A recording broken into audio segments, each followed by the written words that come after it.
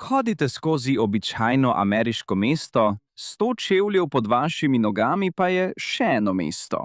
Ulice, trgovine, celo ljudje. Dobrodošli v Ameriki, ki je še niste videli. Začenjamo s številko 16. Portland, Oregon ne izgleda kot divji zahod, vendar je bil sredi 19. stoletja eno najnevarnejših pristanišč na svetu. Mornarji na obisku so pili in izginili. Krajevni prebivalci so šepetali o moških, ki so jih omamili in pretihotapili pod zemljo, nato pa prodali obupanim kapitanom ladij, ki so iskali posadke. Seveda, sliši se dramatično in veliko tega je verjetno mestna legenda. Toda predori so resnični. Znani so kot šanghajski predori. Do konca 19. stoletja so prepredali zgodovinsko središče Portlanda in vodili naravnost do pristanišča. Povezovali so se s kletmi lokalnih podjetij, kar je olajšalo premikanje stvari. Uporabljali so jih tudi kot opijske brloge, pivnice in celo kot zaporniške celice. Danes je večina predorov zapečatena, vendar ima nekaj barov v stari kitajski četrti še vedno dostop do njih. Nekateri obiskovalci pravijo, da še vedno slišijo kovinske zvoke, ki odmevajo skozi prostore. Cevi, živa domišljija ali pa nepozabljena preteklost Portlanda. Vendar ni vsako podzemno mesto nastalo kot skrivnost. Nekatera so nastala, ko je mesto zgoraj preprosto izginilo. Številka 15. Seattle ni načrtoval podzemnega mesta. Preprosto je zgorelo v eno. 6. junija 1890. leta se je v trgovini z barvami prevrnil lonec z lepilom. Do naslednjega jutra je bilo celotno poslovno okrožje, 4 pomoli in železniške postaje spremenjene v tleči pepel. Nihče ni umrl. Mesto pa je tragedijo spremenilo v razcvet. Seattle je zgradil večje in močnejše stavbe. Opeka in kamen sta nadomestila les. Prebivalstvo se je podvojilo. In ulice? Dvignili so jih za 30 čevljev, da bi preprečili stalne poplave.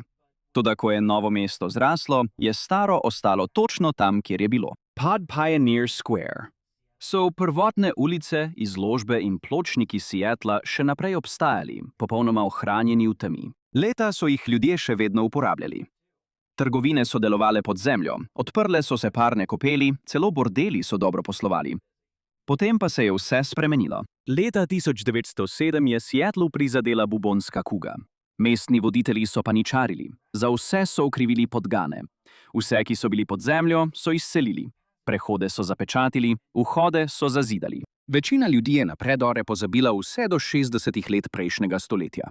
Mestna prenova je razkrila podzemni svet in mesto ga je poskušalo obsoditi, a ni uspelo. Več kot 500.000 ljudi je podpisalo peticijo za njegovo ohranitev. Danes so na voljo podzemni ogledi, kjer si lahko še vedno ogledate del starega Seattla, obledela pročelja trgovin, skrivnostne ulice in vse ostalo. Seattle ni bilo edino mesto, ki je bilo prisiljeno zgraditi se na lastnih temeljih. Številka 14. Sacramento je nasprotje Seattla. Ni pogorelo, temveč se je utopilo. Po zimi leta 1861 do 1862 je topla deževnica stopila sneg v Sierra Madre. Vsa ta voda je pridrvela dol in ni imela kam iti, razen v Sacramento. Potem se je to zgodilo še enkrat in še enkrat. Do januarja so bile poplave tako hude, da je moral guverner veslati s čolnom do svoje rezidence in vstopiti v drugo nadstropje. Ljudje so nenadoma spoznali, da je Sacramento na poplavni ravnici. Namesto da bi pobegnili, so mesto dvignili. V naslednjih 15 letih so ga dvignili za 3 do 6 metrov. Stavbe so dvigovali z velikanskimi dvigali na vijake. Nove ulice so bile ustvarjene, stare pa so pustili pri miru in te so postale podzemlje Sacramenta. Stare kleti so spremenili v bare, igralnice in salone. Posel je cvetel, dokler mesto ni šlo naprej in vsega pustilo zakopanega. Daj nas v pogled v to, kako so ljudje nekoč živeli. V Sacramentu so ljudje sčasoma zapustili podzemlje. V enem mestu pa je postalo nekaj, čemur niso mogli uiti. Številka 13. Centralija v Pennsylvaniji je bila zgrajena na premogu in maja 1962 je zagorela. Tik pred dnem spomina na padle so se v mestu odločili, da bodo mestno odlagališče po starem očistili tako, da ga zažgejo. Nihče ni vedel, da mesto stoji na starih rudnikih premoga. Kmalu je ogenj zajel plast premoga in se spremenil v peklenski požar. Sprva se je zdelo, da imajo mesto in gasilci požar pod nadzorom, nato pa je dim začel uhajati iz tal. Zrak je postal strupen, ogljikov monoksid je napolnil kleti. Ljudje so začeli odhajati, sprva počasi. Nekateri prebivalci so poskušali ostati. Leta 1983 je 12-letni deček skoraj umrl, ko je padel v dorino, napolnjeno s strupenim plinom. To je bil konec. Zvezna vlada je posredovala, odkupila mesto za $42 milijonov in odredila rušenje skoraj vseh stavb. Prebivalce so evakuirali. Pravne bitke so trajale desetletja, medtem ko je ogenj še naprej tlel pod ulicami. Danes je ostalo le 5 ljudi. Poštna številka mesta je bila preklicana leta 2002. Požar naj bi gorel še naslednjih 250 let. In če so ti všeč takšne poglobitve v zemljevide, klikni gumb za naročanje, ker je moja karierna pot zdaj popolnoma podzemna. Vseeno pa niso vsi podzemni prostori naključje. Nekateri so zgrajeni namenoma, da ostanejo skriti. Številka 12. Ko je v Los Angelesu nastopila prepoved alkohola, mesto ni ostalo brez alkohola. Preselilo se je pod zemljo. Pod ulicami Los Angelesa so se raztezali predori v dolžini 18 km, ki so povezovali bare, kleti in skrivne lokale. Podnevi so bili kraji, kot je bil salon King Eddie's, ugledne prodajalne klavirjev. Ponoči pa je bil to živahen center globoko pod mestom angelov. Prepoved alkohola se je končala leta 1933, vendar so predori še vedno služili svojemu namenu za slavne osebnosti. Hollywood je doživljal razcvet, prav tako pa tudi fotoaparati. Nekateri najbolj razbitih lokalov v Los Angelesu so uporabljali predore, da so zvezdniki lahko ušli paparacem. Hotel Cecil je imel enega, ki je vodil do kluba Players Club, priljubljenega zbirališča Howarda Hughesa in drugih zvezdnikov prve lige. Hotel se je zaprl in predor je postal urbana legenda vse do leta 2012. Delavci, ki so prenavljali stavbo, so naleteli na predor. In zdaj postanejo stvari resne. Številka 11. Boston je sinonim za legende revolucije. Zato je seveda veliko govoric o predorih pod mestom. Vojaki so se premikali pod nogami Angležev, George Washington pa se je neopazno izmuznil.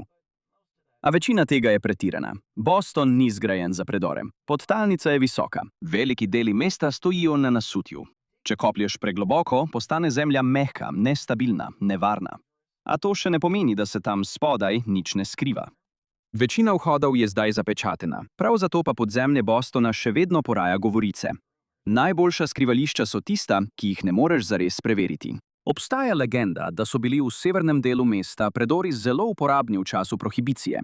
Tihotapci so skozi njih pretihotapili nezakonit alkohol in bili vedno korak pred oblastmi. Danes je gradbeno delo zapečatilo večino predorov. Kar je ostalo, je nedostopno, nedokumentirano in o njem je lahko pretiravati. Toda Boston ni edino mesto, ki nekaj skriva pod seboj. Številka 10. New York. Morda je to mesto, ki nikoli ne spi, vendar je veliko stvari skritih na očeh. Waldorf Astoria je morda stara več kot 90 let, vendar je še vedno simbol stare šole razkošja. Toda kljub temu, da je ena najbolj znanih stavb v mestu, skriva skrivnost. Proga 61. Je del železniškega sistema New Yorka, zgrajenega v 1910-ih, ki povezuje Grand Central Terminal. Toda ta proga ni bila nikoli namenjena potnikom. Namesto tega je bila del elektrarne, namenjene prevozu pepela in odpadkov. In popolnoma bi bila pozabljena, če ne bi bilo obiska Franklina D. Roosevelta leta 1944. Predsednik jo je uporabljal za shranjevanje svojih stvari, ne za skrivanje svoje otroške paralize, kot so namigovale govorice. Potem je proga 61 postala legenda. Tam so prirejali modne revije. Priznani umetnik Andy Warhol jo je leta 1965 uporabil za zabavo. In po terorističnih napadih 11. septembra so jo uradniki obravnavali kot možno pot za pobeg delegatov OZN. Vzdrževalne ekipe jo še vedno vzdržujejo, vendar je strogo prepovedana za javnost. Tisoči ljudi vsak dan hodijo nad njo, ne da bi se zavedali, da obstaja. Ni vsak podzemni prostor bil skrit ali nezakonit, nekateri so bili zasnovani kot stalni. 9. Ne vsako podzemno mesto je bilo uporabljeno za nezakonite dejavnosti. Kansas City je namenoma šel pod zemljo. Tam se nahaja največji podzemni poslovni kompleks na svetu. 160 čevljev pod zemljo v pečinah severno od reke Missouri boste našli Subtropolis. Razvijalci so izklesali 55 milijonov kvadratnih čevljev iz apnenčastega rudnika. Tam je celo 17 kilometrov tlakovanih osvetljenih cest. Ampak zakaj? Zaradi naravno stabilnega okolja in prijetnih temperatur med 18 in 21 stopinjami Celzija skozi vse leto. Ni slabega vremena, ni vročinskih valov, ni tornadov. Skladišča so se preselila noter. Prav tako so se preselili proizvajalci, pisarne, celo pošta. Danes tam deluje več kot 55 podjetij. Dokaz, da podzemlje ni vedno zlobno skrivališče. In nekateri podzemni projekti sploh niso bili poslovni. Številka 8. Washington, D.C. je dom nekaterih najbolj znanih ameriških znamenitosti. A če zavijete na H Street, v ozki ulici se skriva nekaj drugega. Če bi vam bilo dovoljeno skozi, pa vam ni, bi vas to na koncu pripeljalo v klet Bele hiše.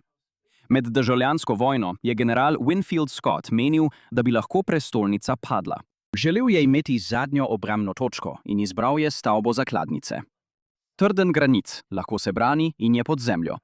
Do napada ni nikoli prišlo, a ideja je preživela. Med drugo svetovno vojno je Bela hiša delovala ranljiva za zračne napade. Naglo so izkopali predor, dolg 232 metrov, ki je povezoval klet Bele hiše s prizidkom zakladnice. V notranjosti je bil trezor, napolnjen s hrano, pohištvom in zalogami. Predsedniki so ga uporabljali, včasih zaradi varnosti, včasih pa, da bi se izognili protivojnim protestnikom. In predsednikovi možje so ga uporabljali, da so na skrivaj pripeljali svoje ljubice. Nato je hladna vojna vse spremenila. Pod samo Belo hišo so zgradili še globlji bunker, predsedniški center za nujne operacije, zasnovan tako, da ohrani delovanje ameriške vlade po jedrskem napadu. In Washington s tem še ni končal. Številka 7. Če se odpravite 77 km zahodno od Washingtona, boste prišli do Blue Mounta v Virginiji in območja B. Uradno se je začelo kot vremenska postaja. Zato je znano kot Mount Weather. Danes deluje kot objekt FEMA, vendar to mesto skriva ogromen podzemni kompleks pod goro. Protoekspložijska vrata, lasten vir vode, rezervno napajanje, bolnišnica, bivalni prostori, celo krematorij. Objekt je bil pripravljen med kubansko raketno krizo, vendar ni potrjenih predorov, ki bi povezovali Mount Weather z Washingtonom. Skrito izkopavanje, skoraj 80 km bi bilo precej težko. Vendar govorice nikoli niso izginile. Toda načrti države se niso ustavili le pod samim Washingtonom. Mount Weather je bil namenjen neprekinjenemu delovanju oblasti, naslednja pa je bila za vojno. Številka 6. V 50 letih prejšnjega stoletja so se ZDA soočile s kruto resničnostjo. Washington morda ne bi preživel jedrskega napada. Zato so v gorovje Blue Ridge v Pensilvaniji izkresali drugi Pentagon.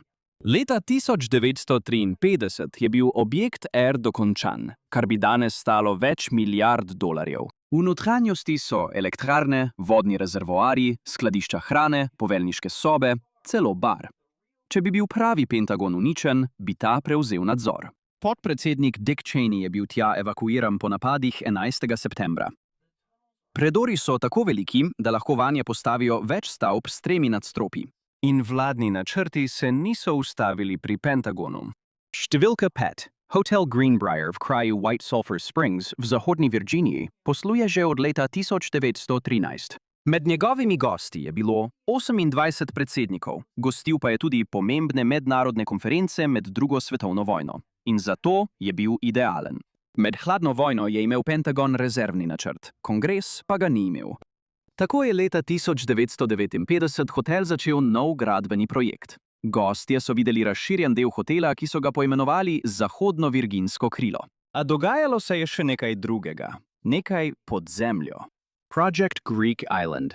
Ogromen bunker, zgrajen neposredno pod hotelom.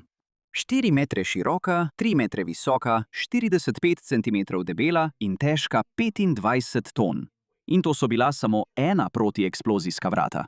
Bila so troja. Za njimi so bili prostori, ki bi lahko udobno sprejeli vseh 535 članov kongresa za vsaj 60 dni. Lahko bi jedli, spali, telovadili in sprejemali zakone, vse to brez da bi kdo vedel, kje so. Bunker je bil 30 let založen, ko so se napetosti hladne vojne stopnjevale, vendar ga nihče nikoli ni uporabil.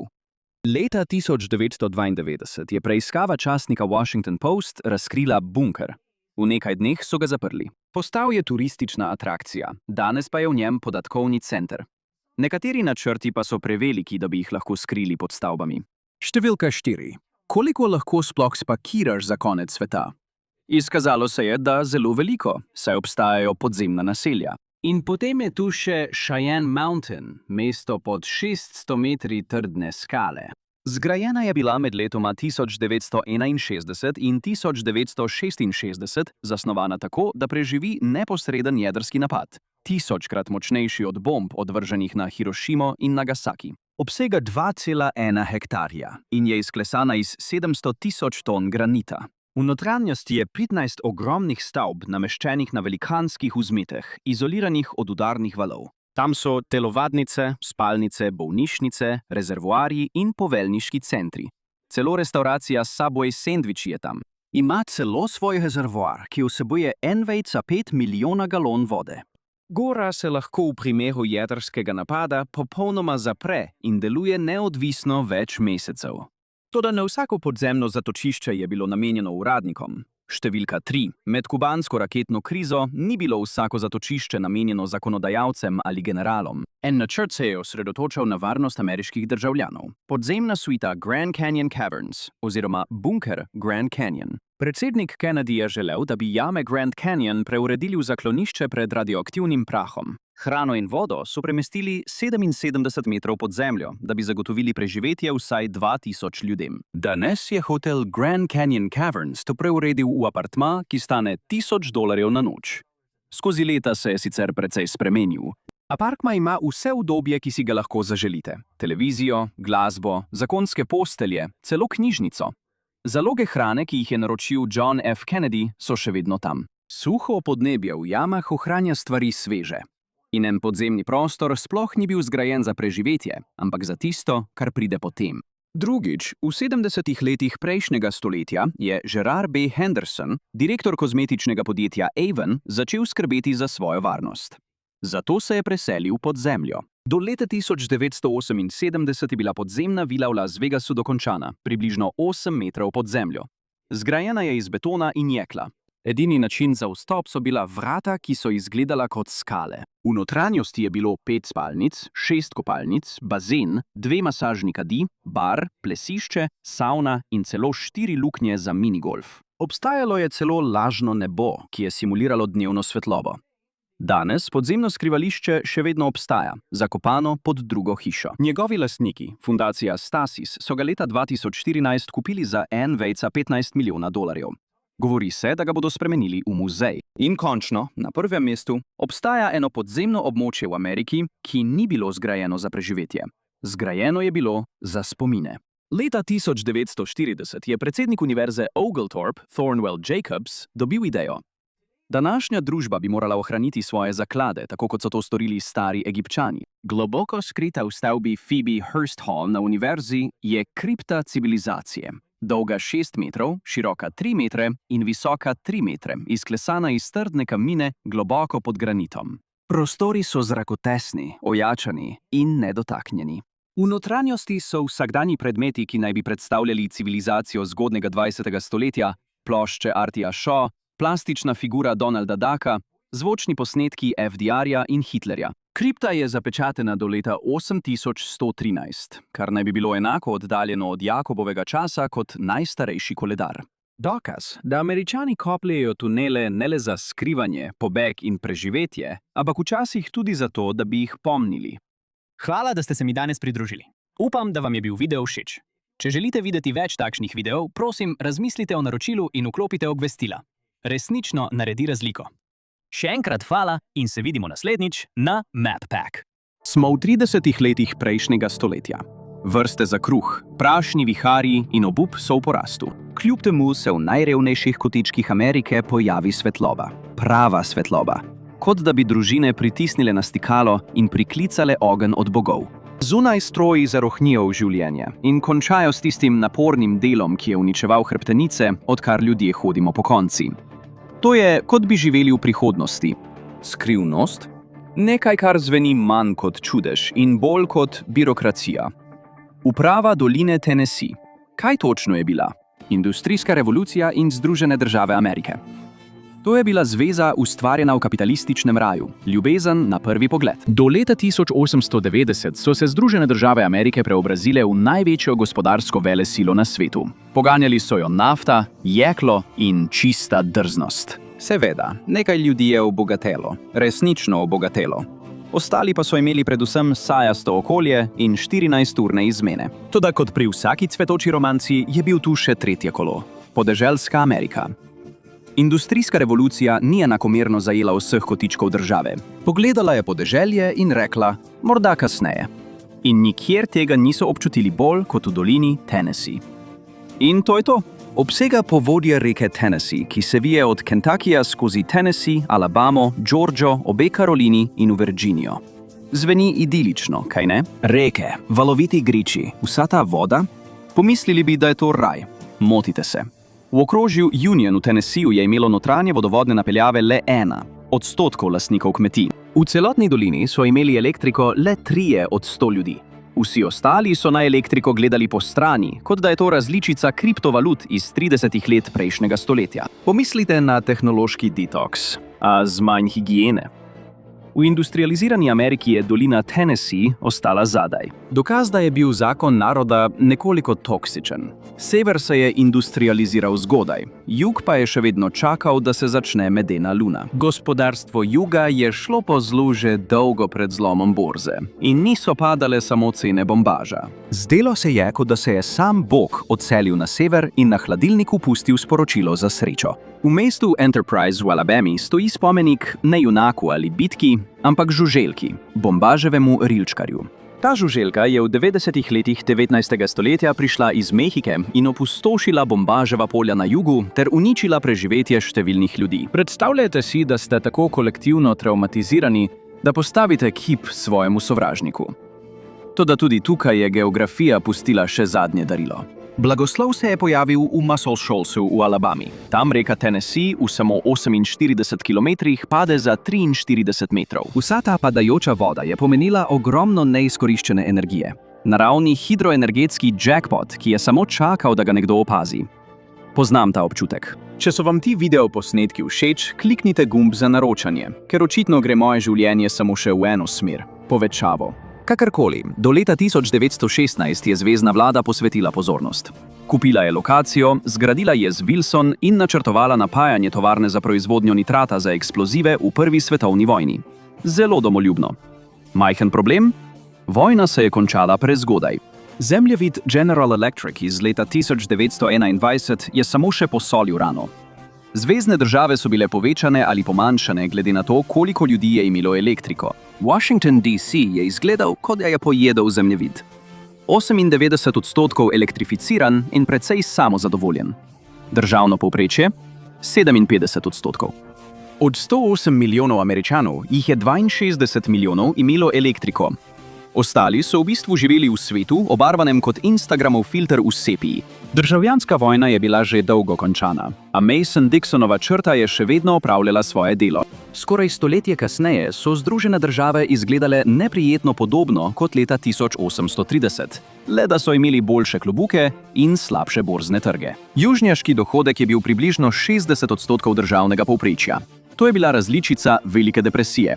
Pri nas je vse v redu. Wilsonov jez so odprli leta 1925. Stal je $47 milijonov, kar bi danes znašalo približno $663 milijonov. To je prava kupčija. To je ista cena kot družinsko pakiranje jajc leta 2025. Kongres je zagnal paniko. Šlo je za veliko denarja, zato so poskušali vse skupaj prodati. In pride parada kupcev. Henry Ford je ponudil 99-letni najem za gradnjo tovarne za proizvodnjo nitrata. To je bil prvi vpogled regije v to, kako bi lahko izgledala industrija. A nobena od južnih držav se ni borila, da bi to obdržala. Niti ena. Pobuda je prišla od senatorja iz Nebraske. Edini človek, ki mu je bilo mar za lokalno gospodarstvo, je živel 1300 km stran. Senator George W. Norris je 6-krat poskušal dobiti zvezno podporo za razvoj v dolini Tennessee. 6-krat. Takrat ni več zagovarjal politike. Imel je že skoraj fetiš na zavrnitve. V bubučnih 20-ih je bil pravi človek v popolnoma napačni stranki. Washington je bil preveč zaposlen s kopanjem v šampancu, da bi ga skrbelo za ljudi, ki so plavali v poplavni vodi. Potem je bila suša od leta 1925 do 1928. Pridelki so propadli, živina je stradala. Do let 1929 so revni belci v Georgiji preživljali z okoli $200 na leto, kar je danes približno $3800. In to je bilo še pred Veliko depresijo. Ko je prišel zlom, je uničil še tisto malo temeljev, ki so jih imeli. Cena bombaža je leta 1931 padla na 5,6 centov na funt, kar je bila najnižja cena v desetletjih. Celotno južno gospodarstvo je se z nosom zarilo v zemljo, ki so jo skušali obdelovati. Amerika je bila vedno zapletena. Ena stran industrijska in ambiciozna, druga pa je še vedno tipala v temi in iskala stikalo za luč. Industrijska revolucija je te razlike naredila nemogoče prezreti. A ločitev ni bila možnost. Morali so poskrbeti, da je delovalo kot par, ki ostane skupaj zaradi otrok. Ni bilo treba, da je tako. Nemčija, bombardirana, uničena in še vedno čustveno predeluje Prvo svetovno vojno, je imela 90% svojih kmetij elektrificiranih. Nova Zelandija je dosegla 60% in da bi bilo še huje, je bila tudi Kanada pred nami. V 30 letih prejšnjega stoletja je imelo že 20% podeželskega Ontarija elektriko. Vprašanje je bilo, kako to narediti sredi velike depresije. Tisti čas je bil poln trpljenja v obsegu, ki si ga je težko predstavljati. V primerjavi s tem je bil zlom leta 2008 videti kot slab ponedeljek. Leta 1933 je brezposelnost dosegla skoraj 25%. Ni bilo TikToka ali Instagrama, na katera bi se lahko zanesel. Nisi se mogel preprosto preobraziti v vplivneža Depression Core. Bil si preveč zaposlen s stradanjem. In bolečina tudi ni bila enakomerno porazdeljena. Tistih 25% je bilo le državno povprečje. Nekatere regije so se odrezale dobro, druge so izgledale, kot da je gospodarstvo obupalo nad življenjem. Sever je bil močno prizadet. Michigan je dosegel vrhunec pri 35,9% brezposelnosti. New York in Pennsylvania nista bila daleč zadaj. Brutalno, a še znosno. Če pa se odpraviš na jug, so se stvari močno poslabšale. Georgia in Južna Karolina sta imeli okoli 19%. To je bila dobra novica. Jug je bil že pred depresijo reven. Za temnopolte južnjake je bilo še slabše. Seveda je bilo. Na nacionalni ravni je bila polovica Afroameričanov brezposelnih. Na jugu, pod zakoni Jima Crowa, to ni bil le upad. To je bilo svetopisemskih razsežnosti. V Atlanti je 70% temnopoltih delavcev izgubilo službo, saj so se dela, ki so jih belci prej prezirali, nenadoma zdela kot napredovanje. In uganite, kdo je te službe dobil prvi? Ja, ni težko ugotoviti. Prvih nekaj let je bilo videti brezupno. Depresija se je še poglabljala. Mnogi južnjaki, še posebej v dolini Tennessee, bi imeli Hooverville za izboljšanje in veliko jih je odšlo na sever, da bi to preizkusili. Razmere tam so bile nekako še slabše kot drugod na jugu. Poplave so vsako leto prizadele območje in zalile 28,000 kvadratnih kilometrov. Plodna zemlja je bila odplaknjena, pridelki so izginili. 7 milijonov hektarjev kmetijskih zemljišč je bilo uničenih. Požari so vsako leto uničili 10% gozdov. Kot da bi imela zemlja res zamero proti jugu. V okrožju Union je bil dohodek na prebivalca le 44% državnega povprečja. 30% ljudi je imelo malarijo. Če je bila velika depresija udarec v telo za jug, je dolina reke Tennessee prejela neposreden udarec v brado. Potem je leta 1933 prišel Franklin D. Roosevelt. Prišel je kot politični izganjalec demonov. Manj kot 2 meseca po prevzemu položaja je Franklin D. Roosevelt podpisal zakon o upravi doline reke Tennessee, ki je prinesel velike obljube. Obnoviti kmetijska zemljišča in industrijo. Nasplošno prepričati Američane, da lahko vlada dejansko naredi kaj drugega, kot da pokvari torke. Uprava doline reke Tennessee je bila drzna in ambiciozna in hitro si je nakopala sovražnike. Zasebna elektropodjetja so videla zvezno elektropodjetje kot čisto krivoverstvo. Za njih elektrika ni pomenila napredka, pomenila je dobiček. Ideja o državno vodeni oskrbi z elektriko jih je razjezila, kot da bi nekdo odprl brezplačni bife tik ob njihovi 5-zvezdični restavraciji. Zato so, v skladu s starodavno ameriško tradicijo, tožili. To je praktično že refleks na tej točki. In za TVA ni kazalo dobro. Sodišča so sprva odločila proti njim, a so si zmago izborili na pritožbi. Kljub temu, to je bila Amerika. Vedno pride še ena tožba. Kar je sledilo, je bilo nekaj, česar z vlado običajno ne povezujemo. Hitrost. Običajno ljudje pričakujejo študije, zaslišanja, 5-letni načrt za odločitev, ki bi jo sicer sprejeli v enem letu. TVA si tega ni mogla privoščiti. Karkoli dobrega bi lahko naredila, je morala narediti hitro, pred naslednjo poplavo ali sodnim narokom. Začela je s prevzemom Wilsonovega jezu. Postal je prvi sedež TVA. To je bil pokazatelj moči, način, da pokažejo, kaj zmorejo. Muscle Shoals je postal prvo območje, ki je dobilo elektriko iz Wilsonovega jezu. Več kot 100 bližnjih mest je sledilo. Elektrika ni le osvetlila domov, temveč je preoblikovala življenja. Po letih trdega dela, sončnih opeklin in ugibanja pri kmetovanju so ljudje končno lahko pritisnili na stikalo in vstopili v 20. stoletje. Veste, tisto, v katerem so bili vsi ostali že nekaj časa. Civilizacija 2.0, zdaj z manj baklami. Prvi projekt, bleščeče nova jez na reki Clinch. Poimenovan po senatorju Norrisu, se je gradnja začela oktobra 1933. Nenadoma je bilo spet delo.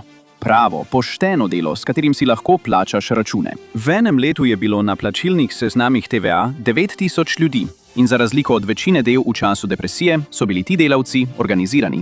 FDR je bil naklonjen sindikatom in TVA mu je sledila.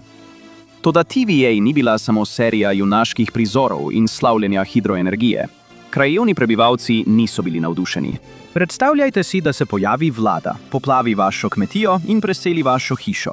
Težko je biti hvaležen, ko se vaša veranda nenadoma znajde tik ob vodi. Toda v 30 letih prejšnjega stoletja ni bilo enakih zaposlitvenih možnosti. Nobenih. In čeprav je veliko temnopoltih Američanov prešlo iz Lincolnove stranke in glasovalo za FDR-ja, ni bil noben junak državljanskih pravic. Da bi spravil skozi svoj New Deal, je potreboval južnjaške demokrate, kar je pomenilo kompromise, velike kompromise. Temnopolti delavci so redko dobili priložnost. Ko so jo dobili, je bilo to običajno z metlo ali lopato, nikoli z načrtom. Ženske na gradbiščih? Ja, tega ni bilo. Velika depresija je marsikaj spremenila, a spolne vloge niso bile ena izmed teh stvari. Ženska s čelado na gradbišču je bila skoraj znanstvena fantastika ali čarovništvo. In skrbi staroselcev? Komaj da omembe vredne. Rezervoarji TVA so pogoltnili starodavna grobišča. Vlada je v svojo čast posmrtne ostanke ponovno pokopala z novimi nagrobniki. Lepa gesta, če upoštevamo, da ustvarjanje jezera nad vašimi predniki ni bilo v brošuri. Jez Norris ni bil poceni. 32,3 milijona dolarjev v 30 letih prejšnjega stoletja, danes približno 724 milijonov. In imel je svojo ceno v življenjih. 3000 družin in 5300 grobov je bilo preseljenih. Vlada je temu rekla napredek. Ljudje pod vodo so verjetno imeli druge besede. Do leta 1935 je imela elektriko le ena od 10 ameriških kmetij. In ker je še vedno 21% Američanov delalo na kmetijah, to ni bila obrobna težava. Če si stopil izven mesta, nisi le zapustil modernega življenja. Potoval si v času. Do leta 1936 je bila Norrisova jez že v pogonu in to je bil šele začetek. Istega leta je Vrhovno sodišče razsodilo, da je TVA ustavna. S to zeleno lučjo je agencija začela razmišljati bolj na široko. Odobrili so 9 novih jezov. Nato so jih zgradili 16. Ker kot vsi vemo, ko enkrat začneš graditi jeze, se ne moreš ustaviti. Zdaj je bil čas, da se luči končno prižgejo. Še en projekt iz obdobja New Deala je pomagal, da se je to zgodilo. Uprava za elektrifikacijo podeželja, mlajši brat TVA, ki je prišel pozno, a je vseeno dobil zasluge. Njeno poslanstvo: razširiti model Muscle Shoals po celotni dolini reke Tennessee. Jazz Fontana je postal krona tega projekta. Če sta bila Wilson in Norris impresivna, je bil Fontana pošast. Godzilla med jezovi, a prijaznejša in manj radioaktivna. 146 metri je še vedno najvišji jez vzhodno od Mississippija. Njegovo akumulacijsko jezero, jezero Fontana, pokriva več kot 4000 hektarjev. Toda pod to slikovito vodo se skriva skrivnost. Tako kot Norris pred njim, je imel tudi Fontana svoje zmagovalce in poražence. Napredek vedno prinaša seznam žrtev. Pod jezerom Fontana leži več mest, vsa izbrisana kot v sodobni veliki poplavi, le da ni bilo moža z barko. Kljub temu je jez opravil svoje delo. Japonska je to opazila. V 30 letih prejšnjega stoletja so tajfuni pustošili po obalah. Kmetije so bile pod vodo in severna Japonska je zapadla v lakoto. Druga celina? Ista težava. Mati narava je bila na svetovni turneji. Japonski inženirji so prišli v Ameriko, da bi preučevali TVA. Do leta 1938 je Japonska gradila 5 hidroelektrarn na reki Kitakami. Nekoč območje, ki je bilo pogosto prizadeto zaradi nesreč, je postalo središče japonske vojne industrije. Čeprav to ni rešilo imperija, se je izkazalo, da ne moreš zajeziti atomske bombe. Toda časovni okvir TVA je bil pomemben še iz enega razloga. Velika depresija ni prizadela le Amerike, prizadela je ves svet. Nemčija, ki si je še vedno opomogla od posledic Prve svetovne vojne, je bila med najhuje prizadetimi. In 2 meseca potem, ko je Franklin Delano Roosevelt prevzel položaj, je povsem drugačen voditelj pritisnil na svoj lasten gumb. Adolf Hitler je bil prav tako velik zagovornik infrastrukture. Oboževal je avtocesto in celotno vojno zadevo. Ko so se začele njegove Blitzkrieg kampanje, je postalo boleče očitno, kako zelo zaostajajo Združene države. Amerika je imela optimizem. Adolf je imel tanke. Toda obstajalo je skrivno orožje. Poceni elektrika. TVA je spremenila obubožano zaledje v vojni stroj. Elektrika je postala veliki množitelj. Tovarne so se pojavile čez noč, glasne, vroče in verjetno v nasprotju z več varnostnimi predpisi. Nenadoma so ljudje iz doline reke Tennessee postali del arzenala demokracije. Kovali so jeklo za ladje, granate in orožje. Aluminij za letala je prihajal z tekočih trakov v tovornjakih. Letala so bila zgrajena iz aluminija iz doline reke Tennessee. 60% elementarnega fosforja v ameriškem strelivu je prihajalo od tod. Impresivno in zastrašujoče. Veš, da si uspel, ko je tvoje lokalno gospodarstvo odvisno od stvari, ki eksplodirajo. In to še niti ni bil najbolj eksploziven projekt, ki ga je poganjala TVA. Dobesedno, bilo je toliko energije, da je dolina Tennessee postala popolno mesto za najbolj skrivni projekt Druge svetovne vojne. Ko poskušaš zgraditi orožje, ki bi lahko končalo civilizacijo, potrebuješ zanesljivo napetost. 19. septembra 1942 je malo znani general sprejel svojo prvo veliko odločitev. Leslie Groves je izbral miren kos zemlje v Tennesseeju.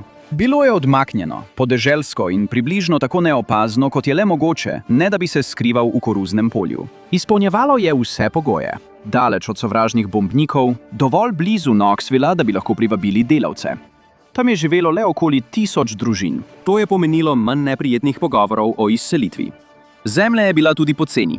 $48 na aker, oziroma danes približno 940. Ugoden posel za gradimo nekaj, o čemer vam ne smemo povedati. Najpomembneje pa je bilo, da je bila elektrika povsod. Jazz Norris in preostalo omrežje TVA sta bila pripravljena napajati karkoli bo iz tega nastalo. In bilo je veliko. Vlada je kupila 59,000 hektarjev blizu reke Clinch in začela graditi mesto iz nič. Sprva se je imenovalo Lokacija X, popolnoma nič skrivnostno. Nato Clinton Engineering Works, na koncu Oak Ridge. Seveda, sliši se kot upokojenska skupnost, vendar je bilo to kraj, kjer se je človeštvo naučilo cepiti atome. Projekt Manhattan se je začel in TVA je pravkar prešla od osvetljevanja domov do pomoči pri izumu apokalipse. Najprej je prišel eksperimentalni obrat X10. Spuščal je aluminijaste pločevinke, napolnjene z uranovimi vložki, ki so šli skozi postopek kemične ločitve. To je privedlo do izdelave prvega plutonija na svetu zunaj laboratorijskega okolja. To je bila osnova za bombo Debeli mož, zaradi katere Robert Oppenheimer ni mogel spati in za katero je Christopher Nolan prejel nagrade. Združene države Amerike so vstopile v jedrsko dobo zaradi nečesa, česar je dolina reke Tennessee nekoč primanjkovalo – električne energije. V manj kot 15 letih je revna podeželska regija postala motor, ki je pomagal zmagati v drugi svetovni vojni in spremenil Ameriko v supersilo. Zato nikoli ne obupajte nad svojimi sanjami, še posebej, če jih spremlja zvezno financiranje. Ni slabo za program, ki ga je kongres skoraj ukinil zaradi birokracije, toda TVA s tem še ni končala. Ker ni bila zadovoljna samo s poplavljanjem mest, se je odločila poseči tudi v ozračje. Leta 1942 je zgradila parno elektrarno Watts Bar. Kljub temu so se rezultati hitro pokazali. Bilo je toliko nove energije, da je TVA začela svoj mali stranski posel – električno upravo za dom in kmetijo. Predstavljate si to kot Amazon iz 30 let, vendar s počasnejšo dostavo in manj milijarderji. Pomagala je kmetom kupovati električne štedilnike, pralne stroje in namakalne črpalke. Bolnišnice so postale boljše. Tudi šole so napredovale. TVA je celo postala učiteljica. Kmetom so pokazali, kako sejati prekrivne posevke, kolobariti polja in ohranjati zgornjo plast zemlje. Vlada je financirala izobraževanje odraslih, vendar z več gnoja. In zahvaljujoč nadzoru poplav, letni deževni nalivi niso bili več vsakoletna kriza. Manj biblijske kazni, bolj obvladljive nevšečnosti. Poceni elektrika je prihranila delo in privabila nove industrije. Dolina reke Tennessee je doživela preporod. Iz kmetijske zaostalosti se je v rekordnem času spremenila v industrijsko središče. Vse to pa je poganjala hidroelektrika. Danes le približno 1,2% Američanov dela v kmetijstvu. Elektrika je omogočila vse, razen kmetovanja. Kar morda pojasnjuje, zakaj moji paradižniki okusijo po mokrem kartonu in stanejo $5 vsak. A za razliko od mojega kmetovanja je TVA vedela, kako stvari izboljšati. Po vojni je njen vpliv pomagal Japonski, da se je dvignila iz pepela. Danes ima država več kot 3000 jezov. To je 4. največje število jezov na svetu. To je v veliki meri posledica sodelovanja med ameriškimi in japonskimi načrtovalci med okupacijo. Eden izmed njih je videl priložnost tam, kjer so vsi drugi videli le tleče kraterje in eksistencialno grozo. Strme reke in obilne padavine na Japonskem so bile kot nalašč za hidroenergijo. To je kot stari pregovor. Če ti življenje da radioaktivni prah, zgradi jez. Uspeh TVA in Japonske je sprožil svetovni val. Do leta 1948 je gradnja jezov doživljala razcvet. Naslednja je bila Indija. Reka Damodar je nenehno poplavljala, zato si je Indija ogledala TVA in rekla: vzeli bomo to, kar imajo oni. Dominoti so padali eden za drugim. Iranska regija Kuzestan, Kolumbijska dolina Kauca, Mehiška kotlina pa Paloapan. Sredi stoletja je bilo toliko posnemovalcev TVA, da bi si mislil, da so jih kupili na temu. Do leta 2023 je bilo po svetu več kot 35.000 hidroelektrarn. Bile so na vseh celinah, razen na Antarktiki. Počakaj še malo. TVA ni izumil jezov, vendar je dokazal, da lahko preoblikujejo celotne regije na bolje, če včasih dodajo še kakšno atomsko bombo. Združeni narodi so to celo postavili za vzor pri dvigovanju ljudi iz revščine. Danes ima približno 80% svetovnega podeželskega prebivalstva elektriko. V zgodnjih 90. letih prejšnjega stoletja je bilo to 63%. Veliko napredka in veliko betona. In najboljši dokaz je bil bližje domu. Do let 1953 se je dohodek na prebivalca v dolini Tennessee povečal s 44% na 61% državnega povprečja. Ni slabo za regijo, ki je nekoč obravnavala elektriko kot nevarno govorico. In tista težava z malarijo? Izginila je. Elektrika in odvodnjavanje premagata mreže proti komarjem in molitvene kroge vsakokrat. Danes TVA proizvede približno 35 gigavatov električne energije. Je 6. največje energetsko podjetje v Združenih državah Amerike. Upravlja 30 jezov in hidroelektrarn, 4 termoelektrarne na premog, 16 plinskih elektrarn in 14 sončnih elektrarn. Obstaja celo ena samotna vetrna elektrarna, introvert med obnovljivimi viri energije. Še vedno premika meje, saj upravlja tudi 3 jedrske elektrarne, ki zagotavljajo 40% električne energije v regiji.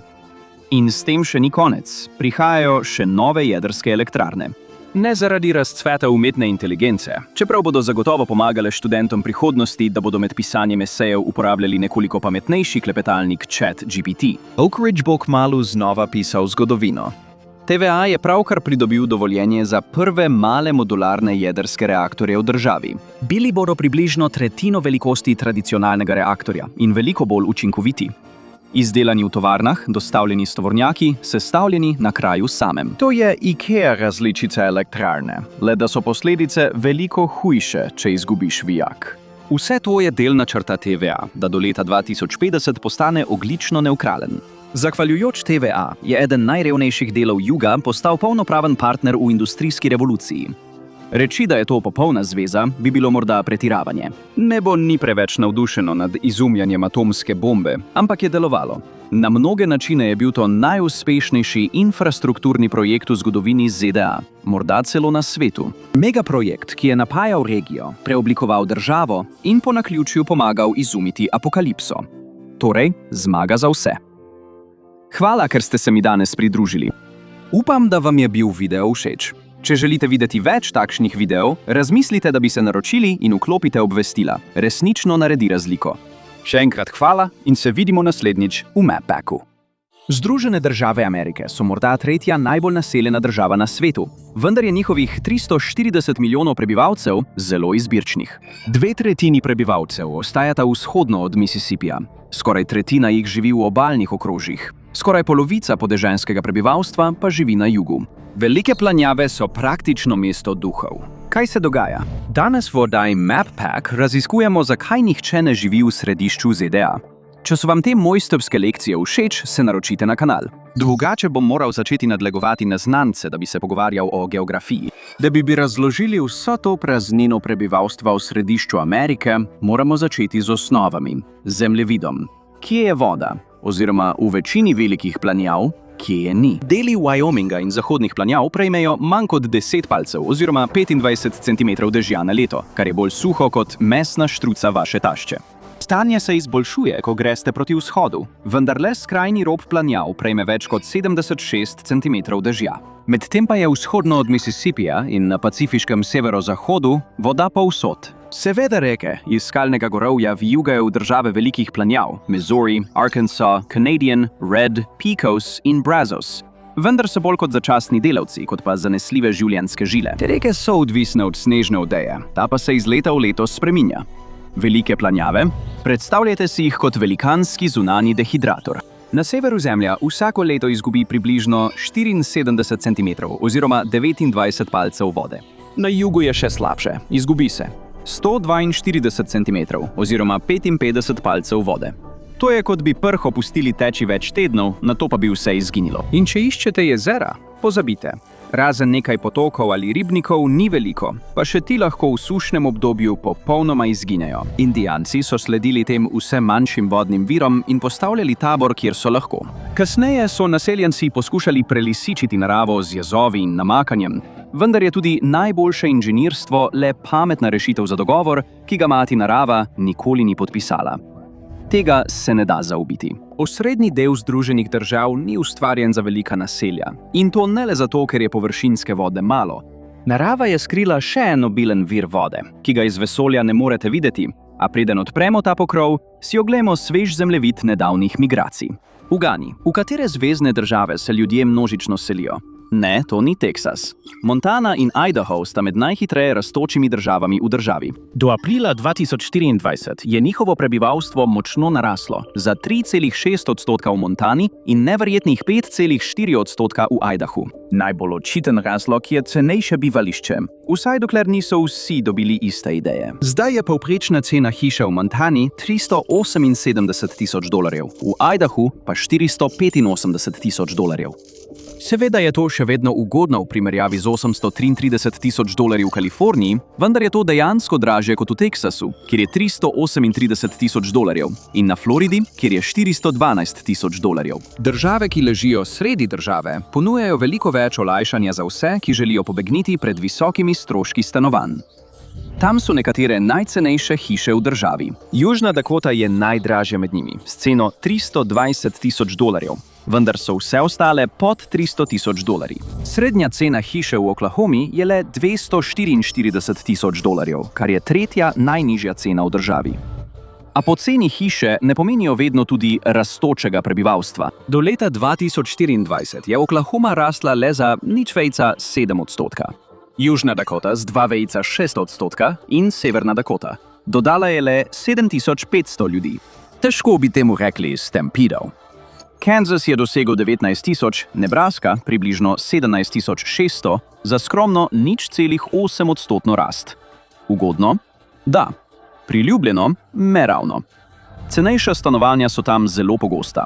Toda brez močnih mest, stalnih zaposlitev in pravih storitev, večina ljudi ne ostane dolgo. Seveda, država trenutno izgleda obetavno, ampak ali lahko resnično sproži rast prebivalstva po praznem središču Amerike? Ali pa je le izjema na sicer tihi preriji? Država Mount Rushmore se odreže bolje kot njene sosede, vendar ne iz razloga, ki bi ga morda pričakovali. Če mislite na skrilavčev plin, ste eno državo preveč na severu.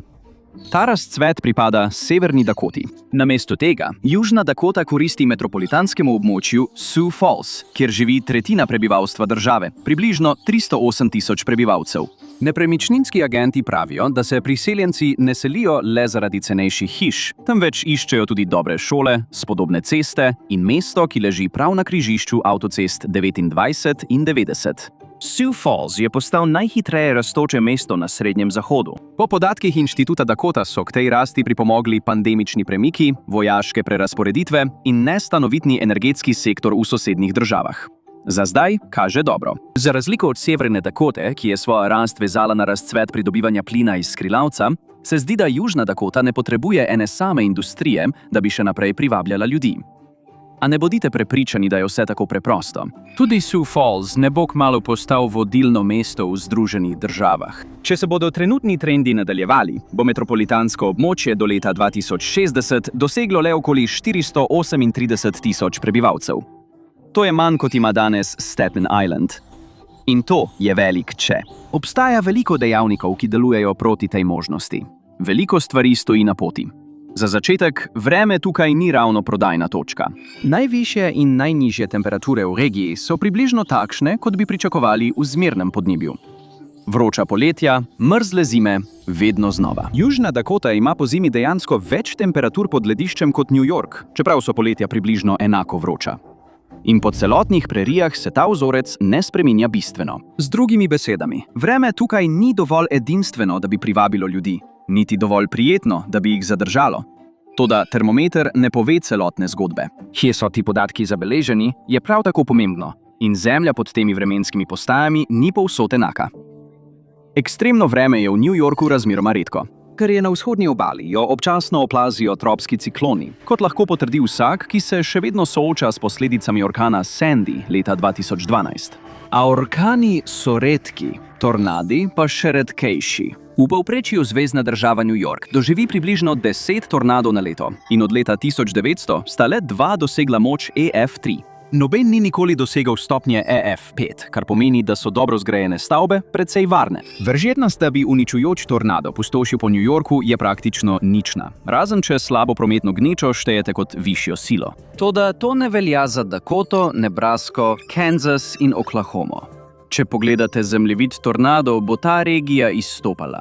Dobrodošli v ameriškem tornado pasu, kjer tornadi radi preživljajo čas in dobesedno dvigujejo veter.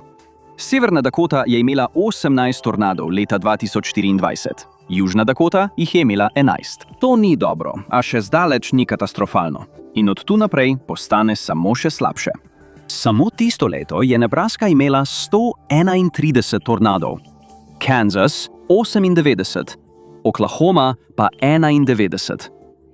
Tornado pas ni le vzdevek, je opozorilo.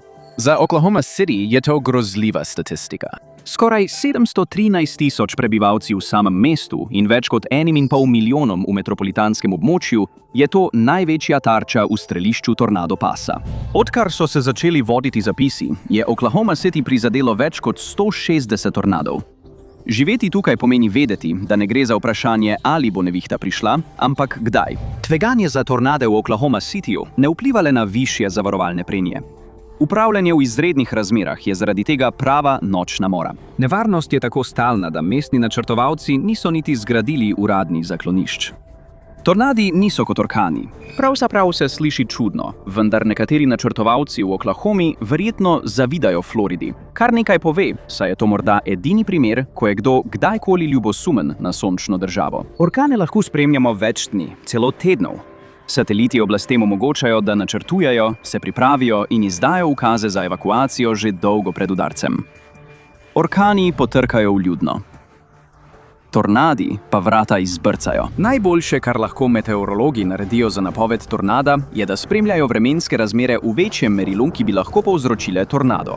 Ali se bo to zgodilo, pa je odvisno od sil, ki so zunaj našega nadzora. Zato so prebivalci Oklahoma Cityja našli rešitev. Večina jih vgradi zaklonišče v svoje domove, kar jim omogoča, da se skrijejo, ne da bi s tem zamašili ceste. To ohranja poti proste za reševalne ekipe in je preprosto realnost v aleji tornadov. Tukaj ima geografija vedno zadnjo besedo. Tukaj geografija osrednjega dela ZDA res zagode. Pokrajina je v bistvu ustvarjena za tornade. Leži točno na sredini, med hladnim zrakom, ki prihaja iz Kanade, in vročim vlažnim zrakom, ki prihaja iz Mehiškega zaliva. V bistvu so velike planjave ujete med hladilnico in pečjo, nastavljeno na 11.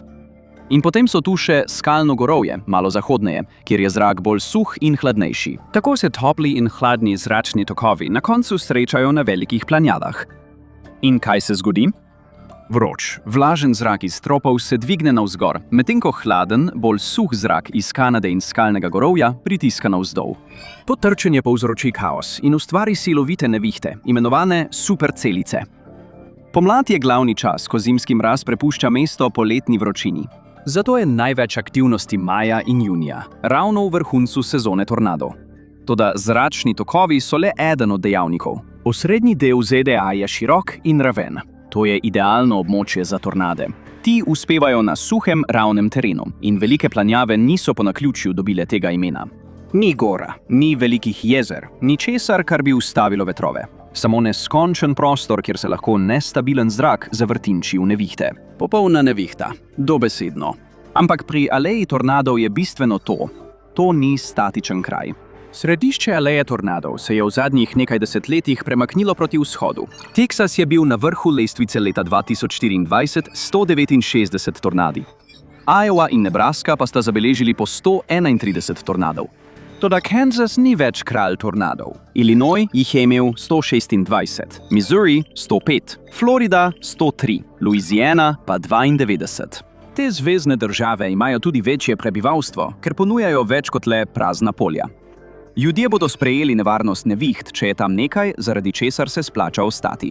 Na velikih planjavah, razen kmetijstva, tam ni prav veliko drugega. Nihče ni bolj romantiziral velikih planjav kot mladi Theodore Roosevelt, ki se je preizkusil v govedoreji v Medori v severni Dakoti. Zanj so bili ti osupljivi razgledi kraj pobega.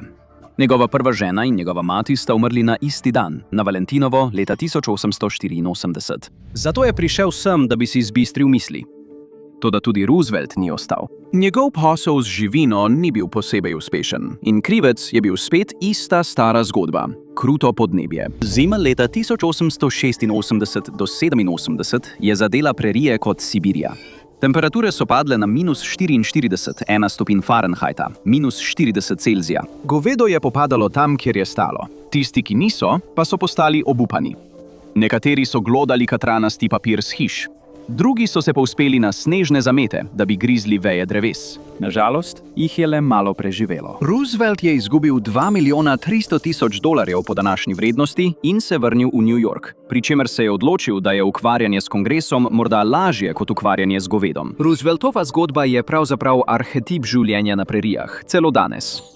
Zime v zadnjih letih niso bile tako krute, vendar se na obzorju pojavlja nova grožnja. Pravzaprav bi bilo nekaj dodatnega snega celo dobrodošlo. Suha površina velikih prerij je morda popolna za nastanek tornadov, vendar globoko pod zemljo leži prava skrivnost. Razlog, zakaj je ta regija postala kmetijska žitnica ne le za Združene države, ampak za velik del sveta. Poglejte pod zemljo in našli boste vodonosnik Ogallala.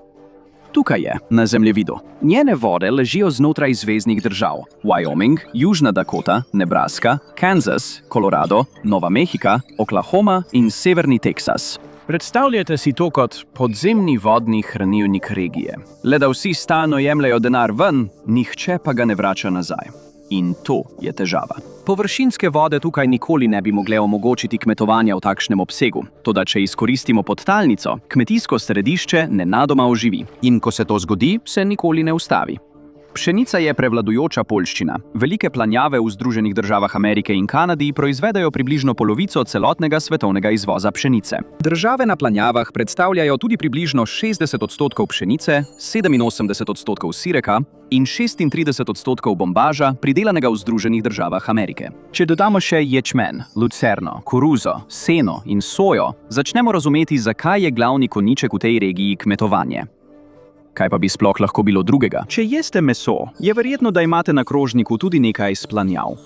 Polovica ameriškega goveda za meso namreč živi tukaj. To je v bistvu največji državni samopostrežni bife na 4 nogah, vendar je tu še veliko več. V teh državah so tudi mlečne krave, prašiči in ovce. In vse te dobrine pomenijo resen denar. Lahko bi rekli, da je to prava zlata jama. Skupna kmetijska vrednost iz živinoreje in poljščin na velikih planjavah je leta 2017 znašala $101 milijardo. Samo inflacija pomeni, da je zdaj ta znesek še višji. Kmetijstvo je tako pomembno, da je med 80 in 90% celotne površine v državah velikih planjav namenjene temu. Vendar pa je to tudi problem. Seveda, tornadi, ki pustošijo po koruznih poljih ali celo občasna leteča krava, pridejo v novice. Vendar je večja grožnja pod zemljo. Ogallalski vodonosnik, ki poganja vse to, se izčrpava. Kamnine, ki sestavljajo Ogalalski vodonosnik, so se začele oblikovati pred 10 do 12 milijoni let. Voda ni tako starodavna, vendar je še vedno veliko starejša od mene, tebe ali človeške civilizacije. To je dobesedno fosilna voda, ki je ostala, ker smo tehnično gledano še vedno v ledeni dobi, kvartarni ali pleistocenski poledenitvi. Samo naključuje je, da živimo v toplejšem obdobju, v medleden dobi. Danes so ledeniki daleč na severu, nad severnim tečajnikom, a pred 20.000 leti se je Laurentidska ledena plošča raztezala vse do Dakote. Led je bil visok kot gore, a ko se je stopil, je za seboj pustil nekaj uporabnega. Vsa ta voda pod velikimi planjavami, ki jo potrebujemo. Za našo hrano, Laurentidska ledena plošča ni bila edina. Ta cikel ledenih in medledenih dob se ponavlja že skoraj 2.600.000 let. Milijoni let ledenih ciklov so pustili približno 3 bilijone galon vode, razporejene na 174.100 kvadratnih mil oziroma 461.000 kvadratnih kilometrov. Da si lažje predstavljate, Ogallala vsebuje dovolj vode, da bi z njo lahko prekrili celotno zvezno državo Teksas z vodo do globine enega čevlja. Ni čudno, da jo nekateri imenujejo podzemni ocean. Zagotavlja 30% podtalnice, ki se uporablja za namakanje v Združenih državah Amerike, in vsako leto pridelajo vsaj 35 milijard dolarjev vrednih pridelkov. A ni pomembno, kje si začel. Pomembno je, kam greš. In vodonosnik gre v napačno smer. Hitro. Vzemite zemljevid padavin po Združenih državah Amerike. Zdaj ga primerjajte s tem zemljevidom NOAA, ki prikazuje stopnje izčrpavanja vodonosnika Ogallala. Kar dobro se ujemata, kaj ne? V delih velikih planjav, kot sta zahodni Kansas in severni Teksas, se je gladina podtalnice znižala za več kot 150 čevljev, oziroma 46 metrov, odkar se je začelo obsežno kmetovanje. Toda ljudje tukaj res nimajo izbire. Padavin preprosto ni dovolj. Ker Kansas in severni Teksas dejansko nista bila pod ledenimi ploščami, je tam manj podtalnice, zato je izčrpavanje tam najhitrejše. Ampak to je problem skoraj povsod. Prvi kmetje tukaj so mislili, da je vodonosnik brez dna. Izkazalo se je, da ni. Polni se sicer s padavinami in otekanjem, vendar zelo počasi, manj kot 0,04 palca, torej milimeter na leto v delih Teksasa, in v najboljšem primeru okoli 6 palcev, oziroma 15 centimetrov na leto v južnem osrednjem Kansasu. Znanstveniki pravijo, da bodo naravni procesi potrebovali vsaj 6000 let, da ponovno napolnijo vodo, ki smo jo izgubili v manj kot 150 letih. To je tisočletje več, kot je razlika med nami in prvimi faraoni starega Egipta. Če kdo ne najde izvira mladosti, prebivalci velikih planjav nimajo toliko časa. Približno 30% vodnjakov v vodonosniku je že suhih in čez 50 let bo ostalo le še približno 30% vode. To je kruta ironija. Kmetijstvo je omogočilo življenje na planjavah, a prav ta industrija, ki je ljudi privabila sem, zdaj grozi, da bo to uničila. In seveda, tudi stric Sam ima pri tem svojo vlogo. Vlada subvencionira iste prakse, ki izčrpavajo vodonosnik. In ko ljudem daš brezplačen denar, da nekaj počnejo, običajno ne nehajo, še bolj vztrajajo. Kmetje si prizadevajo za večje donose, trgi so preplavljeni, vodonosnik pa je še bolj obremenjen. In ne delajte si utvar, prebivalci nimajo veliko koristi od povečane proizvodnje, ki jo omogočajo te subvencije. Raziskovalci so preučili podatke iz 234 okrožij velikih planjav med letoma 1980 in 2010 in ugotovili, da večji pridelki niso vplivali na kakovost življenja. Pri malih in srednje velikih kmetijah se dohodki prav tako niso povečali. Zdravje ljudi se ni izboljšalo. Šole se niso izboljšale, voda izginja, koristi pa je težko najti. In nekateri deli velikih planjav že začenjajo opažati prihodnost. Leta 2022 je v Kansasu nastopila huda suša, zato je bilo treba izkoriščati vodnjake. Nekateri od njih so se samo v tistem letu znižali za 10 čevljev, 3 metre. Vodonosnik Ogallala je edini zanesljiv vir vode za številne podeželske skupnosti in njegovo upadanje pomeni, da je nadaljnje zmanjševanje prebivalstva na velikih planjavah skoraj neizogibno. Vzemimo na primer Guymon v Oklahomi. S 13.000 prebivalci je to največje mesto v Panhandlu. Deluje na 18 vodnjakih, izvrtanih v Ogallalo, vendar ti že zdaj ne zadostujejo. Do začetka leta 2024 je Washington namenil več kot 67 milijonov dolarjev zveznih sredstev za infrastrukturne in kadrovske projekte. Morda je to koristno, a v resnici le prelagajo težavo naprej po zelo suhi poti. Največji delodajalec v mestu je klavnica, ki vsak dan predela 20,000 prašičev, kar je dovolj prašičev, da bi zapolnili vsak sedež v Madison Square Gardenu. Klavnica je tudi največji porabnik vode v mestu, čeprav skuša zmanjšati porabo. Ob takšnih možnostih vas morda ne preseneča, da veliko ljudi dobesedno išče bolj zelene pašnike. In to ni nov trend. Pred več kot 200 leti so velike planjave iz sušnega obmejnega območja postale kmetijska velesila, ravno v času, ko je človeštvo doživljalo največje spremembe po začetku poljedelstva. To je bilo res priročno. Ista industrijska tehnologija, ki je povzročila razcvet planjav, je hkrati naredila tradicionalno kmetijstvo zastarelo. Leta 1860 je bilo 53% ameriške delovne sile zaposlenih v kmetijstvu. Nato se je ta delež hitro začel zmanjševati, čeprav je bil leta 1930, ravno ko je Dust Bowl začel pustošiti po velikih planjavah, še vedno 21%. Ta katastrofa ni bila posledica izčrpavanja podtalnice, temveč prekomerne proizvodnje. Z novimi mehaniziranimi plugi in drugo opremo so kmetje med letoma 1925 in 1930 lahko začeli obdelovati 5 milijonov akrov oziroma 2 milijona hektarjev novih zemljišč. Leta 1931 je bil rekordni pridelek in od tam naprej se je vse sesulo v prah. Prekomerna proizvodnja je preplavila trg in cene pšenice so se zrušile. In hej, bila je tudi velika depresija. Tako si ljudje tudi po najnižjih cenah niso mogli privoščiti veliko tega. Vse, kar so kmetje dobili za to, je bila močno izčrpana zgornja plast zemlje in prazni žepi. Do leta 1932, ko je padlo še manj dežja kot običajno, je bila zemlja zelo dovzetna za sušo. Začele so se prašne nevihte in vsaj 2,5 milijona ljudi je pobegnilo iz Nebraske, Kansasa, Oklahome, severnega Teksasa, vzhodnega Kolorada in Nove Mehike. Samo Oklahoma je izgubila 440,000 ljudi beguncev. Ne le zaradi narave, ampak tudi zaradi kmetijskih praks, ki so prerije spremenile v past, ki so si jo ustvarili sami. Ti ljudje so lahko pobegnili, ker jim ni bilo več treba delati na kmetiji. Zaradi industrijske revolucije so bila delovna mesta že dolgo na voljo v drugih panogah.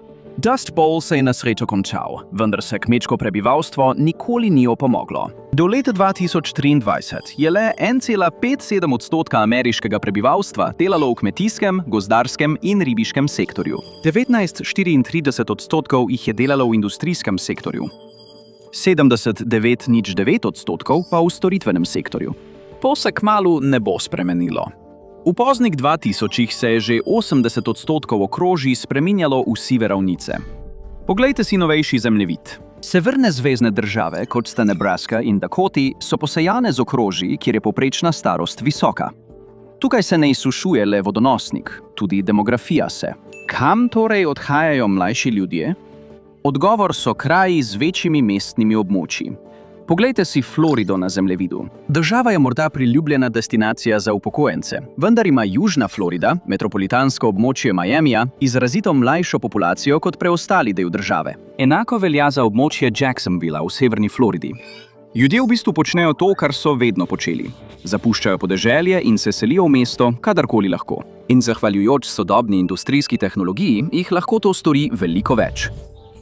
Še leta 1960 je 30% prebivalstva ZDA še vedno živelo na podeželju. Trajalo je 28 let, vse do leta 1988, da je ta delež padel le za 5%. Toda stvari se pospešujejo. Naslednji 5% padec se je zgodil v 17 letih, do leta 2005. Do leta 2023 je le 16,7% prebivalstva živelo na podeželju. Tudi pandemija ni vplivala na ta trend. In to so slabe novice za velike planjave. Ker je voda tako negotova, regija preprosto ne more podpirati velikih mest. Velika mesta pa so tista, kjer želi večina ljudi živeti. Obstaja še en zemljevid, ki to dokazuje. Poglejte, kje so vse glavne ameriške športne ekipe. Opazite kaj? V Nebraski ali Dakoti ni nobene ekipe. Kansas City v Kansasu se lahko pohvali Sporting Kansas City v MLS, Oklahoma City pa ima Thunder v NBA. Toda severno od Teksasa je osrednji del ZDA v bistvu športna mrtva cona. V zvezni državi Iowa do leta 2020 ni bila odigrana niti ena tekma glavne bejzbolske lige. Liga se tja ni vrnila od leta 2022. Torej, da Kansas City v Missouriju, ne v Kansasu, ima večje tveganje za tornade. Vendar imajo prebivalci vsaj ekipi Royals in Chiefs, ki sta v 5 letih prinesli 3 naslove Super Bowl. A ni le odsotnost športnih ekip.